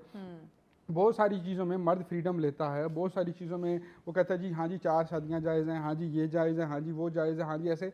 यही हमने इस्लाम को कहीं ना कहीं ला के इस जगह पे भी कह दिया है कि आपको जी फ़ोटो बनाना इसलिए जायज़ हैं। अब मैं इसका एक नेगेटिव एंगल बताता हूँ। जैसे कोई भाई साहब हैं, वो दस्तरखान के ऊपर बता रहे हैं जी कि 5000 बंदे को मैं रोटी खिला रहा हूँ, 500 बंदों को रोटी खिला रहा हूँ। मेरी बिसात, मेरी औकात 5 बंदे की है, मैं तो डिमोरलाइज हो गया ना कि यार मेरे क्लास का बंदा, मेरे साथ कल उठने वाला बंदा आज 500 बंदों को रोटियां खिला के, मैं अगर 5 बंदों को रोटी खिलाऊंगा तो लोग क्या समझेंगे कि मैं उससे कितना पीछे रह गया। ठीक है, हालांकि मेरा काम दिखावे का नहीं है, मेरे माइंड में दिखावा नहीं है, मेरे माइंड में सिर्फ खलूस है, नीयत है, मोहब्बत है, अल्लाह की राह में बंदों को खाना खिलाना है। तो जहाँ पे इसके पॉजिटिव हैं पहलू, लेकिन मुझे लगता है पॉजिटिव ना होने के बराबर, नेगेटिव बिल्कुल ना होने के बराबर। लोग ये सोचने लग जाते हैं कि लोग क्या कहेंगे अगर मैं इतने कम लोगों को खाना दे दूंगा। अच्छा, इसमें एक और चीज़ भी हो रही है कि when you have a great crowd, 1000+ बंदा आपके घर पे बाहर है, ऊपर से पिक्चर्स बन रही हैं, तो इसमें भी कुछ लोग स्पेशलिस्ट हो गए हैं, धक्का मुक्कम करके। औरतें मैंने देखी इतनी स्पेशलिस्ट इस मामले में कि वो कैसे उन्होंने राशन तक पहुंचना है, और अमूमी तौर पे कौन सी औरत यहाँ पे जो ज़रूरतमंद है, जो शर्मिंदा है, जो घर से आई है कि या अल्लाह तूने सारी ज़िंदगी हाथ देने वाला बनाया था, आज यकदम लेने वाला मैं कैसे, उसका वो जो कॉन्फिडेंस है, वो जो प्रोफेशनल मांगने वाली का है, या प्रोफेशनली हर अटेंड करने, ये इस तरह की गैदरिंग अटेंड जो करती है, वो धक्कम फेल करके कैसे फ्रंट पे जाती है, उसको ये 10 डोंट केयर कि मेरी फोटोज बनती है जहाँ पे लगती है, वो तो बल्कि उसको पोजेस भी पता है कि 2-3 और बना लो, किसी हाँ 2-3 और एंगल से बना लो। और मैंने ऐसे लोग देखे, वो तो प्रोफेशनल है। हाँ, प्रोफेशनल मांगने वाले, ठीक है, और उनका मांगने का अपना एक अंदाज है, अपना अंदाज है। उन्होंने ये तरक्की किया कि उन्होंने इशारों पे नहीं मांगना, उन्होंने उनको पता है कि ये 5, 7, 10 बंदे मेरे लेफ्ट राइट राशन देते हैं, ये 5, 7 बंदे मेरी लेफ्ट राइट पैसे देते हैं, ये 5, 7 बंदे जहेज में मदद करते हैं, तो वो अपना काम बड़े अच्छे से कर रहे हैं। ये जो फोटोज बनाने वाले लोग हैं ना, जिनको क्राउड चाहिए, ये वहाँ पे हकदार का हक मार रहे हैं। अब इसमें कितना अच्छा हो कि कोई अनाउंसमेंट ना हो, कोई ऐलान ना हो, चले आप खुद नहीं कर सकते, आप मोहल्ले का ट्रस्टेबल, अपनी औलाद है आपकी, आपका भाई है, आप उसको बोलें कि चलो हम पहले लिस्ट बनाते हैं कि किस किस को चाहिए, किसको जरूरत ठीक है, अपने मोहल्ले में देखें पहले तो सबसे, या फैमिली में देखें। पहले आपको फैमिली में देखना है, आपका ब्लड रिलेशन वो चाहे आपका उसके साथ तर्क तल्लक है, लेकिन अगर आपका फैमिली, इस्लाम इसकी इजाजत देता है ना कि आपने आल से औलाद से शुरू करना है, एंड देन यू कैन, फिर आप अपने दोस्तों में देखेंगे, फिर आप अपनी गली मोहल्ले में जाएंगे, एंड फिर आपको इलाके का देखना है। अब यहाँ पे होता क्या है कि आपने राशन दिया और वहां से औरत या मर्द आ गया कि आप उसको जानते ही नहीं, ठीक है, क्योंकि इस्लाम को हम उतना फॉलो करना है जितना हमें करना चाहिए, जितनी जरूरत है, हाँ, जितना हमें जितना लगता है हमें कि इजी है, यस, जितना इजी हम समझते हैं कि ये मेरी जरूरत तक ठीक है। अच्छा, एक और चीज बताइए, अब आगे ईद की भी आमद है और लोगों ने कुर्बानी के जानवर खरीदना शुरू कर दिए हैं। हम कहते हैं हम सुन्नत इब्राहिमी पूरी कर रहे हैं, लेकिन अब वहाँ पे जो हमने जानवर खरीदने हैं उसमें भी जो दिखावा आएगा, और फिर हमने जो फिर लोगों में गोश्त तकसीम करना है, फिर उसमें जो दिखावा आएगा, जरा इस पे भी रोशनी डालिए। अच्छा, मैं ना आज से कोई 4 साल पहले तक, 5 साल पहले तक खुद बड़ा दिखावा करता था, ठीक है। फिर आपको ये हदायत कैसे आई? नहीं, फिर मुझे वो मैं बताता हूँ। अच्छा, मैंने जब भी कोई जानवर लाना ना, तो उसके साथ ना वो एक मेरे घर का एक जगह है जहाँ पे पिक्चर अच्छी आती है। अच्छा। तो मैंने वो पकड़ा हुआ बैल या कुछ भी चीज़, मैंने कहना कि अच्छी सी लगाओ जी, मुख्तलिफ एंगल से लगाओ, और फिर मैंने लिख देना कि अल्हम्दुलिल्लाह जी, ले लिया, खरीद लिया। तो हमारे एक दोस्त हैं बड़े अच्छे, अल्लाह उनको खुश रखे, उन्होंने मुझे मैसेज किया मेरे स्टेटस पे ही, तो उन्होंने मुझे कहा कि मलिक साहब मैंने 3 खरीदे हैं, तो मतलब उन्होंने मुझे मैसेज किया, तो क्या मैं अगर स्टेटस नहीं लगाऊंगा तो मेरी कुर्बानी कबूल हो जाएगी? नहीं कबूल हो जाएगी। अच्छा। तो मुझे थोड़ी सी एम्बेरसमेंट फील हुई। वो बड़े एक मुनासिब से ना और बड़े अच्छे इंसान है और मैं उनको जानता हूँ। उन्होंने फिर मुझे कॉल कर ली, तो मुझे कहते हैं कि बुरा तो नहीं मनाया। तो मैंने कहा 1 मिनट रुकें, मैं आपको कॉल बैक करता हूँ। मैंने स्टेटस डिलीट किया, डिलीट करके मैंने उनको कॉल की, तो उन्होंने मुझे कहा कि हम सब ना बातें बहुत कर रहे होते हैं, मैंने तुम्हारा देखा स्टेटस डिलीट हो गया, मेरा तुम्हें मकसद ये नहीं था। मैंने कहा जी वो मेरे माइंड में कुछ और था। कहते हैं ये सबके माइंड में है और ये इसी गली से सब निकल रहे हैं जो तुम्हारे माइंड में है कि वो मुझे खुशी हुई या ये वो। मैंने कहा नहीं, मैं आपको बताता हूँ, अब टीवी पे ये बात करना थोड़ा है अजीब ही, लेकिन मैं कर देता हूँ। बात ये है कि एक वक्त था ना, हम लोगों की कैपेसिटी नहीं थी। मैं अपनी ख़ानदानी तौर पे बात करूँ तो मेरे वाले साहब ना अमूमी तौर पे बहुत कोई या हम हिस्सा दे देते थे, तो वो जब बंदा एक नया 2-3-4 सालों में ना वो कुछ चीज़ लेकर आ रहा है और उसको फील होता है कि यार, क्योंकि मुझे हज़रत इब्राहीम, हज़रत इस्माईल के बारे में मैं उन जगहों पे गया, जब मैं उम्रा करने गया या बाकी मकामात पे, तो मुझे ना बड़ी खुशी होती है। मैं वो सारी चीज़ों को ना वो एक पूरा घुमा रहा होता हूँ कि कैसे उनके हाथ से बछड़ा आया होगा, क्या हुआ होगा, कब अल्लाह ने जब उनको ख्वाब में कहा ना कि अपने अजीज़ तरीन चीज़ की कुर्बानी करे, तो उन्होंने अपने लखते जिगर को बुलाया, तो उन्होंने कहा कि ठीक है, मैं ठीक है। तो जब हम आजकल के दौर में रह रहे हैं ना, और ख़ुसूसी तौर पर इस साल में हम जब 2-2.5 लाख रुपए गिनेंगे ना, यकीन करें ये अजीज तरीन ही है। आपको बड़े से बड़ा बिजनेसमैन इस टाइम फंसा फंसाया नजर आ रहा है और मीडियोकर फंसा फंसाया नजर आ रहा है। वो जब जाके कुर्बानी का हिस्सा देगा ना, तो वाकया उसका पैसा वो अजीज तरीन है। तो वो मेरा जो अजीज तरीन पैसा था ना, मैंने जब उस टाइम लगाया ना, तो मुझे वो बड़ा एक मजा आ रहा था, हाँ, कि मैंने अल्लाह के लिए ये जो है ना वो किया। देन आई कैन फील कि मुझे यार ये शेयर करना चाहिए। बहुत सारे ऐसे लोग हैं जो नहीं ले सकते। अभी देखिए राइट नाउ जो सिचुएशन है, डिस्कशन हो रही होती है डिफरेंट लोगों से, तो जो पहले हिस्सा डालते थे या खुद अपनी कुर्बानी वो जानवर लेते थे, चाहे वो छोटा है बड़ा है, इस दफ़ा वो अभी तक सोचने पे मजबूर है कि हम क्या करें। क्योंकि जो जानवरों के हालात है जो इतने महंगे हो चुके हैं कि छोटा जानवर या बड़ा जानवर खरीदना दूर की बात है। फिर जब ये दिखावा आएगा तो ऑब्वियसली और ज्यादा प्रॉब्लम होगी। कोई मंडी दिख ही नहीं रही, पहले इतना रश होता था। पैगाम आप नाज़रीन को क्या देंगे इस दिखावे को मद्देनजर रखते हैं? और फिर आगे ईद की भी आमद है, तो जरा इस बात को भी दिखावा। सिर्फ एक बात याद रखें कि जब आप मरने के करीब होंगे, बेड पे लेटे हुए होंगे, हम सब ने मर जाना है, जब आखिरी मोमेंट होगा आपके पास, तो अगर आपका दिल वहाँ पे मुतमिन हो गया इस बात से कि मैंने वाक़ियतन किसी की मदद की थी और अल्लाह की रज़ा के लिए। थैंक यू खातिर सो की मच थी। यासीन। यकीनन नाज़रीन, हमें इस बात पे ज़रूर सोचना चाहिए कि हम अगर लोगों की मदद करें तो क्या अपने ज़ात के लिए, अपने दिखावे के लिए, या फिर अल्लाह की रज़ा के लिए कर रहे हैं। आप लोग ज़रा इस पे सोचें, हम एक ब्रेक लेकर वापस आते हैं। वेलकम बैक नाज़रीन, आप देख रहे हैं सच सवेरा। आज का अगला टॉपिक हमारा बड़ा ही अहम है। हम बात करने जा रहे हैं मईशत के हवाले से। इस वक्त जो सिचुएशन है, जो जंगी हालात है, ओवरऑल हम देखें तो सिर्फ अमेरिका और ईरान ही नहीं बल्कि आप वर्ल्ड वाइड देख लें तो बहुत सारे क्राइसिस का हमें जो है वो इशू है। बहुत सारे हम देखें, महंगाई की बात करें तो जिस कदर उसमें इजाफा हमें देखने को मिला है, हर चीज़, खाने पीने की चीज़, तेल की बात करें तो जो उसकी कीमतों में इजाफा देखने को मिल रहा है, ख़ुराक की बात करें, खाने पीने की तमाम तर चीज़ों में जो है वो हमें इजाफा देखने को मिल रहा है। तो तरक्की पजीर जो ममालिक, ठीक है, तरक्की याफ्ता जैसे तैसे कोप अप कर लेंगे, लेकिन जो तरक्की पजीर ममालिक है वो उनकी जो मईशत है उसको किस कदर नुकसान पहुँचा है इस जंगी सूरत हाल से, इस पर बात करेंगे। और जंगी हालात में ये जो बेरोज़गारी बढ़ती जा रही है, क्योंकि बहुत सारे हम देखिए जो प्राइवेट सेक्टर्स हैं उन्होंने बहुत सारे जो वर्कर हैं उनको उन्होंने फायर किया है, निकाला है जॉब से। तो अब वो लोग कहाँ जाएंगे, कहाँ से वो एकदम से नौकरी जो है वो कहाँ से तलाश करेंगे, ये ऑब्वियसली एक बहुत बड़ा सवाल है। और इसके साथ साथ हम देखें तो जो गवर्नमेंट अगर सतह पे देखें तो हुकूमती लिहाज से क्या इक़दाम किए जा रहे हैं कि अगर आलमी सतह पे कीमतें बढ़ रही हैं, महंगाई हो रही है, तो क्या हुकूमत इस चीज़ के लिए तैयार है कि वो अपनी आवाम को कहीं ना कहीं किसी न किसी तरीके से रिलीफ दे सके। क्योंकि खाना पीना तो सब ने है, ये अब रोटी के लिए तब ये भूखा तो कोई नहीं मर सकता। जो खुराक है वो तो ऑब्वियसली हर एक की ज़रूरत है, बाकी जो हमारी ज़रूरियात ज़िंदगी हैं या बाकी जो अखराजात है, ठीक है, वो कहीं ना कहीं से वो लोग ख़ुद कंट्रोल कर लेंगे जो सिचुएशन है। लेकिन अब खुराक की बात करें, जो खाने पीने की चीज़ें हैं जो लोगों ने जाके ख़रीदनी है, अब जैसे हम बात करें कुर्बानी आ रही है, ये बड़ी ईद आ रही है, तो लोगों ने कुर्बानी का जानवर ख़रीदना है, लेकिन इस कदर महंगाई है कि लोग सोच रहे हैं कि वो कैसे जाके कुर्बानी का जानवर ख़रीदे। जो जिनकी एक रिवायत चलती आ रही थी कि उन्होंने हर साल जो है वो एक अच्छा वो एक कुर्बानी का जानवर लेके सुन्नत इब्राहीमी को पूरा करते थे, लेकिन आज वो भी लोग सोचने को मजबूर हैं कि कैसे इतने महंगे महंगे जानवर को 3 लाख से 4 लाख से नीचे तो कोई जानवर की कीमत जो है वो बोल ही नहीं रहा। तो किस तरह एक मिडिल क्लास की बात करें तो वो कैसे इन चीज़ों को अफोर्ड करेगा। बाकियों को तो आप इसमें ना ही गिने तो अच्छा है। जो डेली वेजेस के लोग हैं वो बेचारों की तो डेली की जो रोटी है वो पूरी नहीं हो रही। आप सब्जियों की कीमतों की बात करें, दालों की कीमतों की आप बात कर लें, आप ऑयल की कीमतों की बात कर लें, जो जिसमें आपने खाना बनाना होता है, इस कदर महंगे होते जा रहे हैं कि वो ये डेली वेजेस के जो लोग हैं उनकी अप्रोच से बहुत ज़्यादा दूर हो चुके हैं।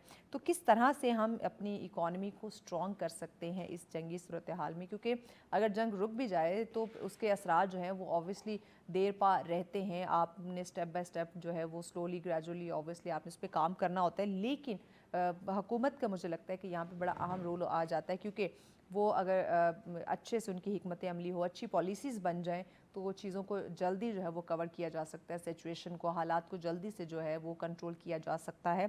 तो इसी पे हम बात करेंगे और किस तरह से हम अपनी आवाम को जो है वो स्ट्रॉन्ग बना सकते हैं, इस पे बात करेंगे। अपने मेहमान का इंट्रो करवाने से पहले आपके साथ हम ज़रा आ जाते हैं एक जो अवामी मैसेज है हमारे पास। गुजरात में ऑयल टैंकर को आग लगने से यानी कि मज़ीद आग भड़की है, गर्मी है, तो उसकी वजह से ऑब्वियसली ज़्यादा जो है वो आग भड़क सकती है। वेलकम बैक नाज़रीन, आपने ये देखा किस तरह से आग जो है वो भड़की हुई थी और लिटरली देखें आग किसी की दोस्त नहीं होती और गर्मियों का मौसम है तो आपको एहतियात करनी चाहिए। और ख़ासकर उन लोगों को मैं ज़रूर कहूँगी जो आसपास खड़े होकर वीडियो पिक्चर्स बनाने लग जाते हैं। तेल है, ऑयल है, वहाँ पे जो जैसे जहाँ जहाँ ये फैलता जाता है आग जो है उसके पीछे पीछे चली जाती है। फिर पंप जो है वो पेट्रोल पंप जो है उनको चाहिए कि वहाँ जो एक हिफाजती मैयर्स होने चाहिए, जो हिफाजती इक़दाम हैं उनको यकीनी बनाए। डेली बेसिस पे वहाँ पे तमाम तर चीज़ों को चेक किया जाए। जो टैंकर खड़े हुए हैं, जो वहाँ पे उनकी बाकी जो चीज़ें वहाँ पे मौजूद है, देखिए कि खुदा न खास्ता गर्मी की वजह से यहाँ की आग तो नहीं भड़क सकती। फिर जो गाड़ियाँ आ रही हैं, जो बाइक्स आ रहे हैं, उनको सख्ती से मना किया जाए जब भी पेट्रोल डलवाते हैं कि आप इंजन ऑफ करें, क्योंकि गर्मी की वजह से वो आग पकड़ सकते हैं। तो ये एहतियात जो है ये आपको बड़े ख़तरे से या बड़े नुकसान से बचा सकती है। आगे बढ़ते हैं। जो हमारा टॉपिक है, जो जंगी सूरत हाल की वजह से हमारी इकॉनमी पे बहुत ज़्यादा उसके असरात मुरतब हो रहे। इसी पे बात करने के लिए हमारी मेहमान हमें ज़ूम पे ज्वाइन कर चुकी हैं जी। प्रोफेसर डॉक्टर अकीला आसिफ साहिबा हमारे साथ हैं जी। बहुत शुक्रिया प्रोफेसर साहिबा आपके वक्त का, आपने हमें ज्वाइन किया। मुझे बताइएगा कि जो जंगी सूरत हाल है, ऑब्वियसली हम पाकिस्तान की नहीं ओवरऑल बात करें तो सब पे ही इसके इफ़ेक्ट हैं, लेकिन मैं पाकिस्तान की इकॉनमी की आपसे बात करना चाहूँगी कि ये जंगी सूरत हाल के बाद पाकिस्तान की जो मईशत है वो किस तरह से इफ़ेक्ट हो रही है, क्या इस पर असर पड़ रहा है? बहुत शुक्रिया महविश। बिस्मिल्लाहिर्रहमानिर्रहीम। ये एक बहुत ही आम सवाल है, क्योंकि जंगें जो हैं इस वक्त, जंग की जो सूरत हाल है, चाहे आप इसको आलमी तनाजुर में देखें जी। या मुल्की सतह पे देखें, तो हमें जंगों के साए जो हैं वो मुंडाते नज़र आते हैं। अभी पिछले साल ही मार्का हक में हमने, अगरचे हमारी बहुत बड़ी जीत है आलमी सतह के ऊपर जिसको पजीराई मिली है, और उसके बाद से पाकिस्तान की जो सिफारती सतह पर जो इसको सराहा गया है, उसकी मिसाल नहीं मिलती। और मुझे यकीन है कि जब आइंदा इंटरनेशनल रिलेशंस मुख्तलिफ ममालिक में पढ़ाया जाएगा तो इसको एज अ केस स्टडी भी देखा जाएगा। दूसरी तरफ अगर हम देखें मशरक़ वस्ता में इस वक्त जो जंगी सूरत हाल है, जो कि ईरान और यूएस के बीच में जो तनाव मौजूद है अभी तक, उसकी वजह से ना सिर्फ ये कि ये दो मुल्क ईरान या यूएस मुतासर हो रहे हैं, बल्कि जो आबनाए हुर्मुज़ की बंदिश की वजह से पूरी दुनिया की मईशत जो है वो मुतासर हो रही है।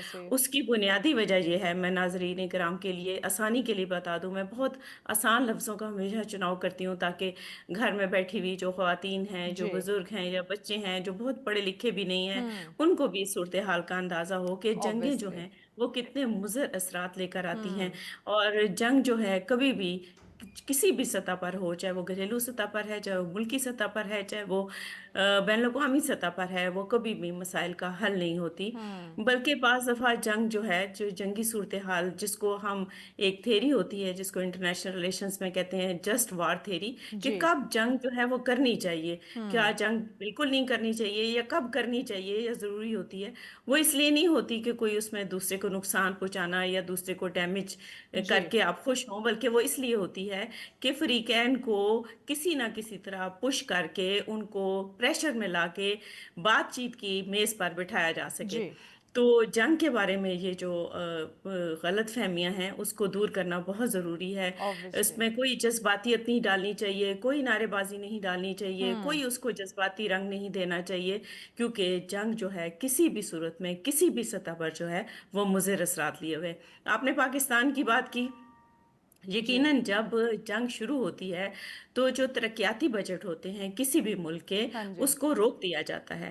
तरक्की, जैसे आप तालीम की तरक्की की बात करते हैं, सेहत पे खर्च करने की बात करते हैं, या जो मेगा या जो डिफरेंट किस्म के प्रोजेक्ट्स चल रहे होते हैं, उनमें से कटौती करके जो है वो दिफा के ऊपर खर्च किया जाता है। इससे आप अंदाज़ा कर सकते हैं कि जंग जो है सिर्फ दो मुल्कों या चंद एक इदारों या चंद लोगों की बस की बात नहीं, बल्कि उसके असरात जो हैं वो आम आवाम भुगतते हैं। उसके असरात जो हैं वो एक बड़े तबके से लेके दरमियानी तबके और सबसे जो गरीब तबका है वो तक पिस कर रह जाता है। तो ये जो प्रोफेसर साहब आप देखें, ये एक सिलसिला तो चल रहा है ऑब्वियसली, महंगाई अगर हम राइट नाउ देखें पाकिस्तान में जो सिचुएशन है, जो कीमतें हैं, खाने पीने की चीज़ों की बात करें, हम जो पेट्रोलियम मसनूआत हैं उनकी कीमतों की बात करें, वो जो है ना ऑब्वियसली आसमान को छू रही हैं। फिर आगे देखें ईद की आमद है, लोगों ने ख़रीदो फरोख्त करनी, तैयारियां हैं, कपड़ों की ख़रीदो फरोख्त की बात करो, जानवर उन्होंने ख़रीदने हैं। तो लेकिन ये तमाम चीज़ें इस वक्त उनकी पहुंच से दूर हुई हुई हैं, वो एक कश्मकश में है, एक सोच में है। तो आया क्या इसका एज सुन एज पॉसिबल क्या कोई इसका हल निकल सकेगा? एक और चीज़ जो हमने एक स्मार्ट लॉकडाउन की सिचुएशन क्रिएट कर रखी है, लोगों के जो रोज़गार हैं वो जल्दी बंद कर दिए जाते हैं, क्योंकि देखिए मौसम है, गर्मी है, लोग नॉर्मली जो है वो शाम को घर से निकलते हैं, चाहे उन्होंने कोई घर का काम करवाना है, कोई बेज़रूरत की चीज़ खरीदनी है तो वो शाम को निकलेंगे। अगर कोई 9 to 5 जॉब करता है तो घर जाते जाते पहुँचते उसको 6-7 बज जाते हैं, और 8 बजे जो है वो तमाम मार्केट जो है वो बंद कर दी जाती हैं। तो ये लॉकडाउन की वजह से कारोबारी मराकज़ यानी कि बंद कर देना, इससे भी लोगों के रोज़गार पे इफ़ेक्ट आया। फिर जो चीज़ें हैं वो लोगों की पहुंच से दूर हैं, तो ज़रा इस पे भी रोशनी डालिएगा।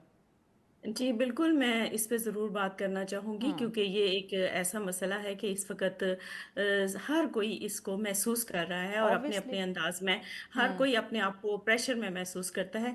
लेकिन महविश मैं आपको एक चीज़ बताऊँ कि यूरोप के अंदर हम्म। दुकानें जो हैं वो बहुत जल्दी मार्केट्स बंद हो जाती हैं। हम्म। उन्होंने अपनी ज़िंदगी और वहाँ पे काम भी लोग करते हैं और वहाँ पे तो उन्होंने बेरोज़गारी की ऑब्वियसली शरह एक उनका ऑलरेडी पाकिस्तान के पैटर्न सेट मुकाबले हुआ में हुआ है ना, उन्होंने तो एक जी, अपनी बिल्कुल रूटीन ऑलरेडी पैटर्न सेट उन्होंने की अपने हुई है। सेट कर रखे हैं। हाँ। तो मेरा ख्याल है हम तो उन खुशनसीब लोगों में से हैं जहाँ सुबह बहुत जल्दी होती है।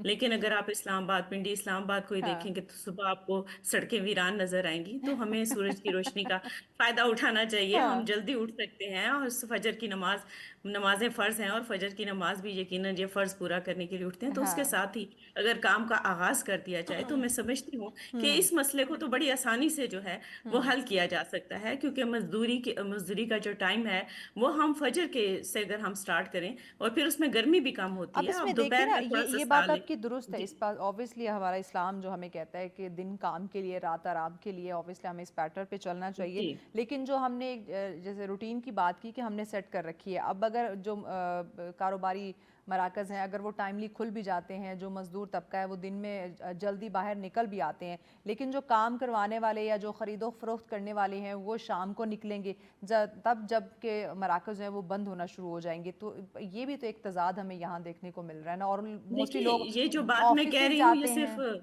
हम्म। जी ये सिर्फ मजदूर तबके के लिए तो नहीं कह रही या मुलाजमीन के लिए तो नहीं कह रही। हम्म। ये मैं हुकूमत वक्त ऊपर से लेके नीचे तक सब के लिए कह रही हूँ कि हाँ। उन सबको ये जो है इस पैटर्न को फॉलो करना चेंज होगा। करना चाहिए। इसकी हाँ। जरूरत है हमें। यस। अगर तो ये जरूरत ना होती तो चलें, अगर जब तक काम चलता था आप चलते रहे, आपने बहुत अपनी मर्जी के मुताबिक जिंदगी गुजारी। लेकिन इस वक्त अगर आप आलमी सूरत हाल देखें, मुल्क की सूरत हाल देखें तो हमें अपनी आदतें बदलने की जरूरत है। और इस पे मैं समझती हूँ कि इसमें कोई पैसा आपका खर्च नहीं हो रहा। आपको इसमें कोई सवाए इसके कि आपको जाती तौर पे थोड़ी तकलीफ उठानी होगी कि दोपहर हाँ। तक सोने के बजाय आपको सुबह जरा जल्दी निकलना। और ये फैशन है। हाँ। आजकल बच्चे स्टूडेंट जो हैं वो कहते हैं मैडम इतनी जल्दी सुबह। ओए तो ओए मतलब ओए। What is this, what kind of thought is this.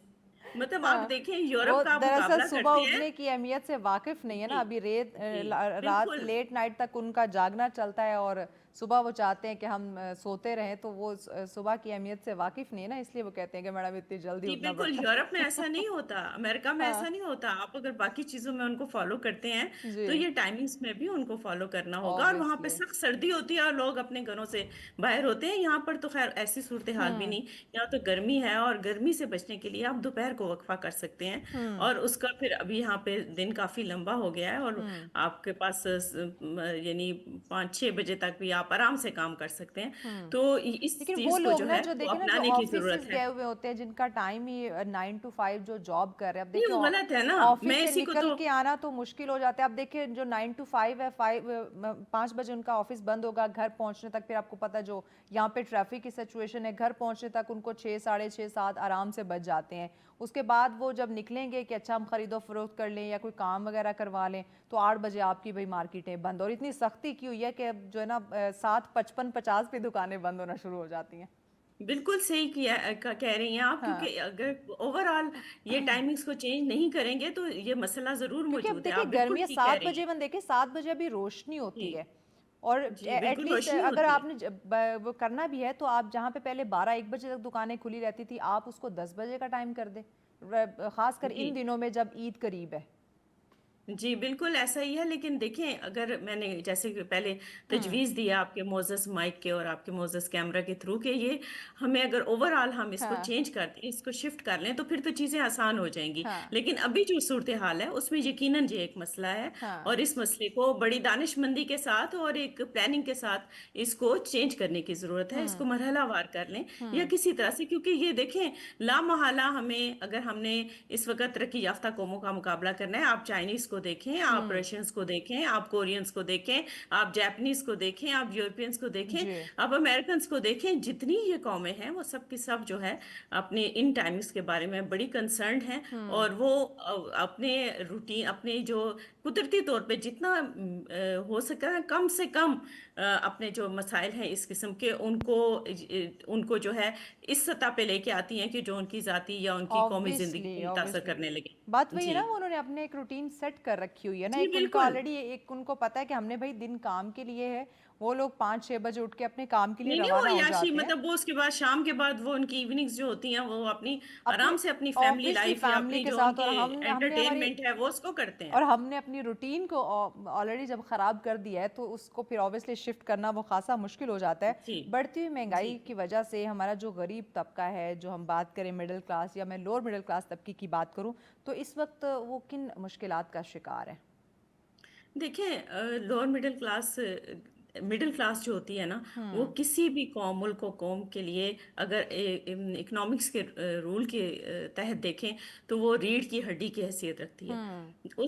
उसी मुल्क की मईशत मजबूत होगी जी। जिसकी मिडिल क्लास जो है वो मजबूत है, वो स्ट्रांग है, वो सेटिस्फाइड है। हम्म। तो इस वक्त जो है अरबाब इख्तियार को ये सोचने की ज़रूरत है कि हमारी जो ख़ास तौर पर ओवरऑल ही मिडिल क्लास जो है वो इस वक्त फाइनेंशियल प्रेशर में है, हम्म। फाइनेंशियल सफोकेशन के अंदर है। लेकिन ये सूरत हाल बहुत बदतर है, हाँ, ख़ास तौर पर लोअर मिडिल क्लास में लोगों को अपने सही। अच्छा यहाँ पे प्रोफेसर पिंडीक साहबा नाम हमें बाद में रेंट से। प्रोफेसर साहबा हमें ब्रेक लेनी है, ब्रेक के बाद नाज़िम मजीद हम इस पे बात करते हैं कि हमारा जो मिडिल क्लास तबका है, लोअर मिडिल क्लास है, वो किस तरह के मसाइल का या मुश्किलात का शिकार है इस महंगाई के दौर में, इस जंगी सूरत हाल में, और किस तरह से वो अपनी सिचुएशन को कंट्रोल कर सकते हैं। इस पे बात करते हैं ब्रेक के बाद, साथ रहिए। वेलकम बैक नाज़रीन, आप देख रहे हैं सच सवेरा। आखिरी टॉपिक जिस पे हम बात कर रहे थे कि जो जंगी सूरत हाल है उसके बाद किसी भी मुल्क की मईशत पे उसके क्या असरात मुरतब होते हैं, इसी पे बात करें। प्रोफेसर डॉक्टर अकीला आसिफ साहिबा हमारे साथ है। डॉक्टर साहिबा, हम आपसे जान रहे थे कि जो हमारा जी जी। मिडिल क्लास तबका या लोअर मिडिल क्लास तबका है, वो किन मुश्किलात का या किन चैलेंजेस का उनको सामना है इस जंगी सूरत हाल के बाद?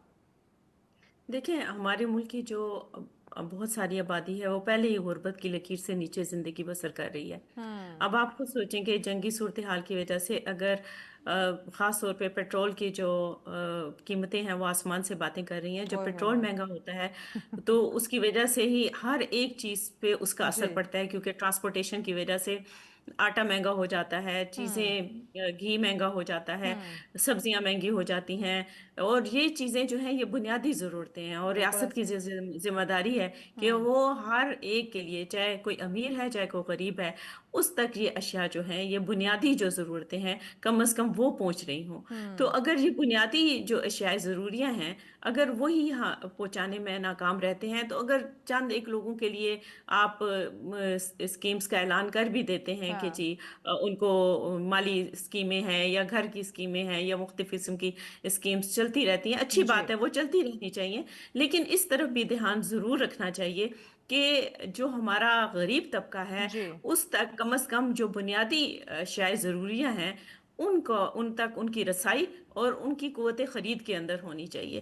तो इस हम्म। वक्त जो सूरत हाल है वो इंतहाई गंभीर है, लोग बहुत मजबूर हैं। हम्म। और एक तरफ हम देखते हैं कि बहुत ज़्यादा जो है वो दौलत की नमूदो नुमाइश भी होती है, और हम्म। दूसरी तरफ जो है गुर्बत भी अपनी हदों को छू रही है। तो ऐसे। ये जो है ये तजाद जो अब है आप देखिए ये ना, किसी ये भी इस माशरे के लिए जंगी सूरत सेहतमंद हाल अलामत की, नहीं है। इसकी आप बात करें ना कि हर जो चीज़ें हैं उनकी कीमतों में हमें इजाफा देखने को मिल रहा है। खाने पीने की चीज़ों की बात करें, पहनने की चीज़ों की बात करें, पेट्रोलियम मसनूआत की हमने बात की, नहीं, ओवरऑल हर चीज़ की कीमतों में हमें इजाफा देखने को मिला। लेकिन आपकी अगर सैलरी की बात की जाए तो वो वहीं की वहीं पे है, या उसको जी कम किया बिल्कुल। जा रहा है या वो वहीं पे है, या बहुत सारे लोग जो हैं, बहुत सारे एम्प्लॉयज़ को जो है वो निकाल दिया गया है ऑफिस से, जो प्राइवेट सेक्टर्स हैं खासकर। तो अब वो इन तमाम चीज़ों को कैसे कवर करेंगे?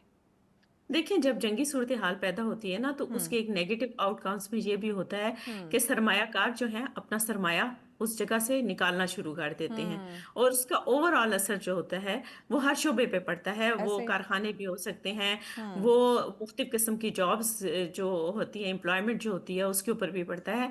तो इस वक्त ये जो जिस सूरत हाल की तरफ आपने निशानदेही की है ये वाकई एक परेशान कुन हम्म। मसला है, हम्म। क्योंकि इतनी महंगाई के बाद अगर नौकरी भी छिन जाती है हम्म। तो आपकी जिंदगी से उम्मीद खत्म हो जाती है। अभी आप ऑब्वियसली। इतने होश रुबा किस्म के जराइम सुन रहे हैं, आप हम्म। आए रोज अखबारात उठा के देखें, आप हम्म। मीडिया उठा के देखें, तो आपको पता चलता है कि लोग जो है किस तरफ जा रहे हैं, ऐसे। सिर्फ गुर्बत के हाथों तंग बिल्कुल होकर। ऐसे। क्योंकि गुर्बत से पनाह मांगी है, हजरत अली रज़ी अल्लाह अन्हु का कौल है कि यकीनन। जो गुर्बत है उससे पनाह मांगी है, बड़े बड़ों ने यकीनन। पनाह मांगी है। यकीनन। और इस सूरत हाल में मुल्क कौम को देखिए, नहीं ये आपके धकेलना चाहिए सोचने अगर वसाइल समझने की मौजूद हों। पूरी सलाहियतों को छीन लेता है ना। आपको नहीं पता चलता आप बिल्कुल। कर क्या रहे हैं, आपने करना क्या है। आपको बस वो एक चीज़ ट्रिगर कर रही होती है कि महंगाई।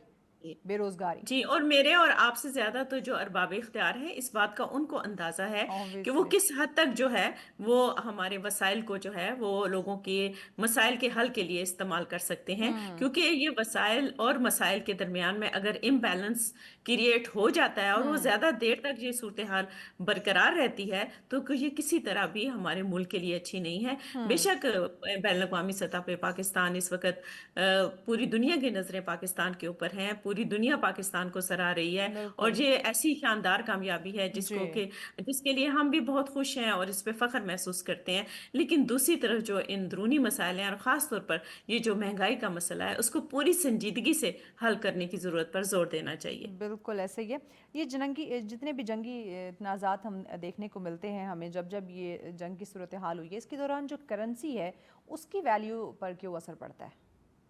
देखिए, उसकी वैल्यू पर इसलिए असर पड़ता है कि हम्म। आपकी जो इंटरनेशनल मार्केट्स हैं, उसमें आपकी चीज़ें महंगी हो गई, और जो तरक्की पजीर ममालिक हैं, वो पहले ही अपने माली वसाइल के लिए दूसरों पर इन्हिसार कर रहे होते हैं, जिसकी वजह से उनकी करेंसी जो है वो डी वैल्यू हो जाती है। और हम्म। जब करेंसी डी वैल्यू होती है, तो आपके एक ही चीज़ पे, अगर फ़र्ज़ करें, अगर एक चीज़ पे पहले आपके 10 रुपए खर्च हो रहे थे, और अगर आपकी बैन अवी या किसी भी सूरत हाल की वजह से आपकी अगर करेंसी डी वैल्यू हो गई है, तो वो शायद 1000 रुपया खर्च करना पड़े। तो हम्म। इससे महंगाई जो है वो मजीद उसमें इजाफा हो जाता है। मैंने बिल्कुल सादा तरीन लफ्जों में कोशिश की है जी। कि एक आम शहरी भी समझ सके कि क्यों जंगों की वजह से या नामसाद हालात की वजह से किसी मुल्क की मईशत मुतासर होती है, और हम्म। गरीब आवाम तक उसके असरात मुरतब होते हैं। मैं ये चाहूंगी कि जो पजीराई इस वक्त पाकिस्तान को बैन अवी सतह पर मिली है, हम्म। उसके असरात जो हैं वो गरीब तबके तक भी पहुंचे, और उनमें भी कोई खुशहाली आए, उनकी जिंदगी में भी कोई बेहतरी आए। कोई किस तरह से आप कोई ऐसी एडवाइस या कोई ऐसी टिप देना चाहें कि ठीक है, जंगी सूरत हाल है, हम देखें आलमी सतह पे तमाम जो देखें ममालिक जो हैं वो ऑब्वियसली इफ़ेक्ट हो रहे हैं, सिर्फ पाकिस्तान ही नहीं, लेकिन वो कहते हैं लोग मायूस होने लग जाते हैं, दिल बर्दाश्ता हो जाते हैं, एग्रेसिव होना शुरू हो जाते हैं। तो कोई ऐसी कुछ चीज़, कोई ऐसी टिप, कोई ऐसी एडवाइस कि ठीक है, सिचुएशन जैसी भी है, हमें इस हालात का मुकाबला करना होगा, या ये वक्त हमेशा नहीं रहेगा? ऑब्वियसली अगर एक आजमाइश आई हुई है, एक सख्त वक्त हम पे आया हुआ है, तो ये ख़त्म हो जाएगा, अच्छा वक्त भी हम पे आएगा इंशाल्लाह। तो लेकिन उसको सब्र के साथ, बर्दाश्त के साथ इस टाइम को गुजारना चाहिए। कोई ऐसी कोई कहते हैं ना कि एक पूरे एक डिटेलिंग के साथ हम अपना बजट जो है उसको बनाएं, या अपनी लाइफ की चीज़ों को, जो ज़रूरत की चीज़ें, उनको कंट्रोल करने की कोशिश करें। कोई ऐसी टिप्स, कोई एडवाइस कोई इस तरह की दें हमें?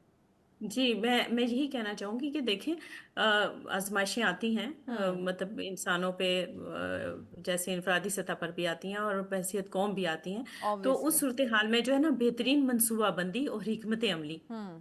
और फिर उसकी मतलब हिकमत अमली का मतलब ये है कि आप एक मंसूबा तो बना लें, हम्म। लेकिन उसको अगर बेहतरीन तरीके से उसकी इम्प्लीमेंटेशन नहीं होती, फुली उसकी इम्प्लीमेंटेशन नहीं होती, तो उसके समरात जो हैं वो उस तरह से नहीं निकल सकते, या जो आपने आउटकम्स जो आपने टारगेट किए हुए होते हैं वो सामने नहीं आते। जी। तो इसमें इस सिलसिले में देखें, आप घर में भी देखें, कभी कोई क्राइसिस आता है, तो आपकी अम्मी या घर में जो जिम्मेदार फर्द होता है, फादर या मदर, वो देखें कंट्रोल करते हैं ना, कि इधर से बचत कर लें, इधर से ऐसे ही ये है, कटौती कर फजूल लें, ये खर्चियों कर को लें, बंद और करें। फिर यहाँ से फजूल खर्चियों को बंद करें, और सिर्फ जो आपके जरूरी हाँ, खर्चात हैं वो बस वो करें। हो, तो ये इस एग्जैक्टली। तरीके से इसी बुनियादी असूल को आप हम्म। कौमी सतह पर लागू कर दें, तो यस। मैं समझती हूँ कि मसाइल का हल मौजूद है, और हाँ। आपके अपने हाथ में मौजूद है। जो अरबाब इख्तियार बैठे हैं, जो जिनके पास इस वक्त जो ऐसे कुर्सी नशीन हैं जिनके पास ये इख्तियार मौजूद है, उन्हें हम्म। हमसे कहीं ज्यादा पता है कि यस। उन्होंने क्या करना है, कब करना है, और कैसे करना है, और उसके समरात उन्होंने गरीब आवाम तक अच्छा, कैसे इसमें पहुंचाने साथ हैं। साथ गवर्नमेंट के साथ साथ मुझे लगता है अब लोगों को भी इनफरादी सतह पे अगर मैं बात करूँ तो ज़रा इस पे सोचना चाहिए कि हम अपने जो अखराजात हैं, जो ज़रूरत से बढ़ के जो हम चीज़ें कर रहे होते हैं, फजूल खर्ची की जैसे आपने बात की, हम उन जी जी। खर्चों को कम करें, कंट्रोल करें। कुछ अरसे तक अगर हमने अपनी लग्जरी लाइफ को ना भी दिखाया तो हम मर नहीं जाएंगे, ज़िंदा ही रहेंगे, बनिस्बत कि हम स्ट्रेस में चले जाएं, हम लोगों से कर्जा लेना जो है वो शुरू कर दे। तो हम ज़रा अपने इन मामलात को कंट्रोल कर लें। हम हर चीज़ गवर्नमेंट पर डालना शुरू कर देते हैं, वहाँ से कोई हिकमत अमली आएगी, कोई पॉलिसी आएगी तो हालात बेहतर होंगे। हमने अपनी चीज़ों को या अपने मामलात को हमने कंट्रोल नहीं करना। जी, आपने जो पहले बात की थी वो तो कौमी सतह पर की थी, तो उसके हुँ, लिए तो ये है कि बेहतरीन मनसूबाबंदी और हिकमत अमली। जी। अभी जो बात है अगर इनफरादी सतह पे, तो मैं अपने मुल्क की ख़वातीन को ख़राज तहसीन पेश करना चाहूँगी हाँ, कि मेजॉरिटी ऐसी है हमारे ख़वातीन की, जो कि कोशिश करती है कि हाँ, अपने ही जो उनके जो जो भी उनके वसाइल हैं उनके अंदर रहते हुए अपनी फैमिली को ज़्यादा से ज़्यादा सपोर्ट करें और ओके। ज़्यादा से ज़्यादा अपने मसाइल को कम करें। हुँ, तो मैं समझती हूँ कि हमारी जो घरेलू ख़वातीन हैं हुँ, वो तो इस सिलसिले में पूरे का पूरा साथ देती हैं। हाँ, चंद एक केसेस होते भी हैं जो हाँ। कि फ़िज़ूल खर्ची या अपने ज़ाती अब अभी देखिए ना, अभी जैसे जी, ईद जी। आ रही है तो हमने ईद की शॉपिंग करनी है, हमने ईद के 3-3 4-4 दिन के हमने जोड़े खरीदने और वो भी इतने एक्सपेंसिव। नहीं, वो तो थोड़ा-सा इन एक चीज़ों पे महदूद भी सा तबका थोड़ा-सा है। कंट्रोल करना चाहिए। जी, वो एक महदूद तबका है महविश, जो कि सिर्फ़ पिंडी इस्लामाबाद या बड़े शहरों में आपको नज़र आएगा। लेकिन जो हाँ। मैं उस मेजॉरिटी की बात कर रही हूँ, जो कि interior Punjab, far flung areas में सिंध, हुँ, केपी या बलूचिस्तान के अंदर या गिलगित बल्तिस्तान या कश्मीर के अंदर जो लोग मौजूद हैं, मैं उनकी बात कर रही हूँ, उस हुँ। मेजॉरिटी की बात कर रही हूँ। तो ख़वातीन जो हैं, वो कोशिश करती हैं कि अपने महदूद वसाइल के अंदर अपनी फ़ैमिलीज़ को ज़्यादा से अच्छा, ज़्यादा उनके ज़्यादा फ़ैसिलिटेट करें। अखराजात भी नहीं होते डॉक्टर साहिबा, ये भी आप हाँ, बात बिल्कुल, देखें। फ़ुज़ूल खर्ची बिल्कुल है, जिस ऐसा ही तरह है। आप देखें ना, यहाँ शहरों के अंदर हमने खाना नहीं पकाना, चलो बाहर खाने चलते हैं। आज फ़लाँ दोस्त आ गए, चलो बाहर खाने चलते हैं, चलो घूमने चलते हैं। फ़ुज़ूल तरीकों से हम अपनी चीज़ों को वेस्ट करने की बाज़ दफ़ा कोशिश कर रहे होते हैं, तो उन इलाकों में ये फ़ुज़ूल खर्ची नहीं होती। दैट्स व्हाई उनका बजट बड़ा कंट्रोल रहता है। बजट कंट्रोल भी रहता है और जहाँ तक बाहर खाना खाने की बात है, आपको भी पता है और मुझे भी कि बाज़ दफ़ा पिंडी इस्लामाबाद के अक्सर इलाकों में हाँ। गैस नहीं होती, जिसकी वज़ह से ये बाहर खाने का रिवाज जो है, ये ज़्यादा होता ज़्यादा जा रहा है। बिल्कुल, और ज़्यादा बढ़ दूसरा गया। ये कि बाज़ दफ़ा वो जो बाहर का खाना है, वो आपको हाँ। सस्ता पड़ता है। अगर वही इंग्रीडिएंट्स ला के आप घर में बनाएँ, तो वो आपको महँगा भी पड़ता है और उसमें आपको आपकी मेहनत भी ज़्यादा लगती है और हाँ। टाइम भी ज़्यादा लगता है। तो ये कोई इतनी बुरी बात नहीं, लेकिन ये है कि इसको किस तरीके से लेके चलना हाँ, है डॉक्टर साहब, हमने तो और जब किस जब तरीके जब से सुना है, आपने वक़्त जितना सुना है, गुज़ारना है। तो जी। यही सुना है कि बाहर से जब भी खाना खाने जाते हैं वो ज़्यादा एक्सपेंसिव पड़ता है। नहीं, नॉट इन ऑल केसेस। हाँ। आप ये सोचें कि एक जो बर्गर है, आप जो एक आम पिज़्ज़ा है, हुँ। या जो रोटी सालन भी अगर कर लें, दाल रोटी भी कर लें, दाल चावल भी कर लें, तो आप ये देखें कि उसके ऊपर अगर फ्यूल की कॉस्ट है, आपकी मेहनत है और उसके ऊपर जो चीज़ें तो वो तो आपको घर का बना उसके हुआ इंग्रीडिएंट्स ऑर्गेनिक भी होगा ना, आपको ये भी पता होगा, आपने अच्छे मसाले यूज़ वो किए, है कि अच्छा ये तेल साफ यूज़ किया है। सफाई-सुथराई और ये जो हाँ। होता है कि कितनी चीज़ें आपको आप उस बस पे यकीन होता है कि कॉम्प्रोमाइज़ बड़े अच्छे करते हैं। तरीके से बनाया, वो उस पे कॉम्प्रोमाइज़ करना पड़ता है आपको।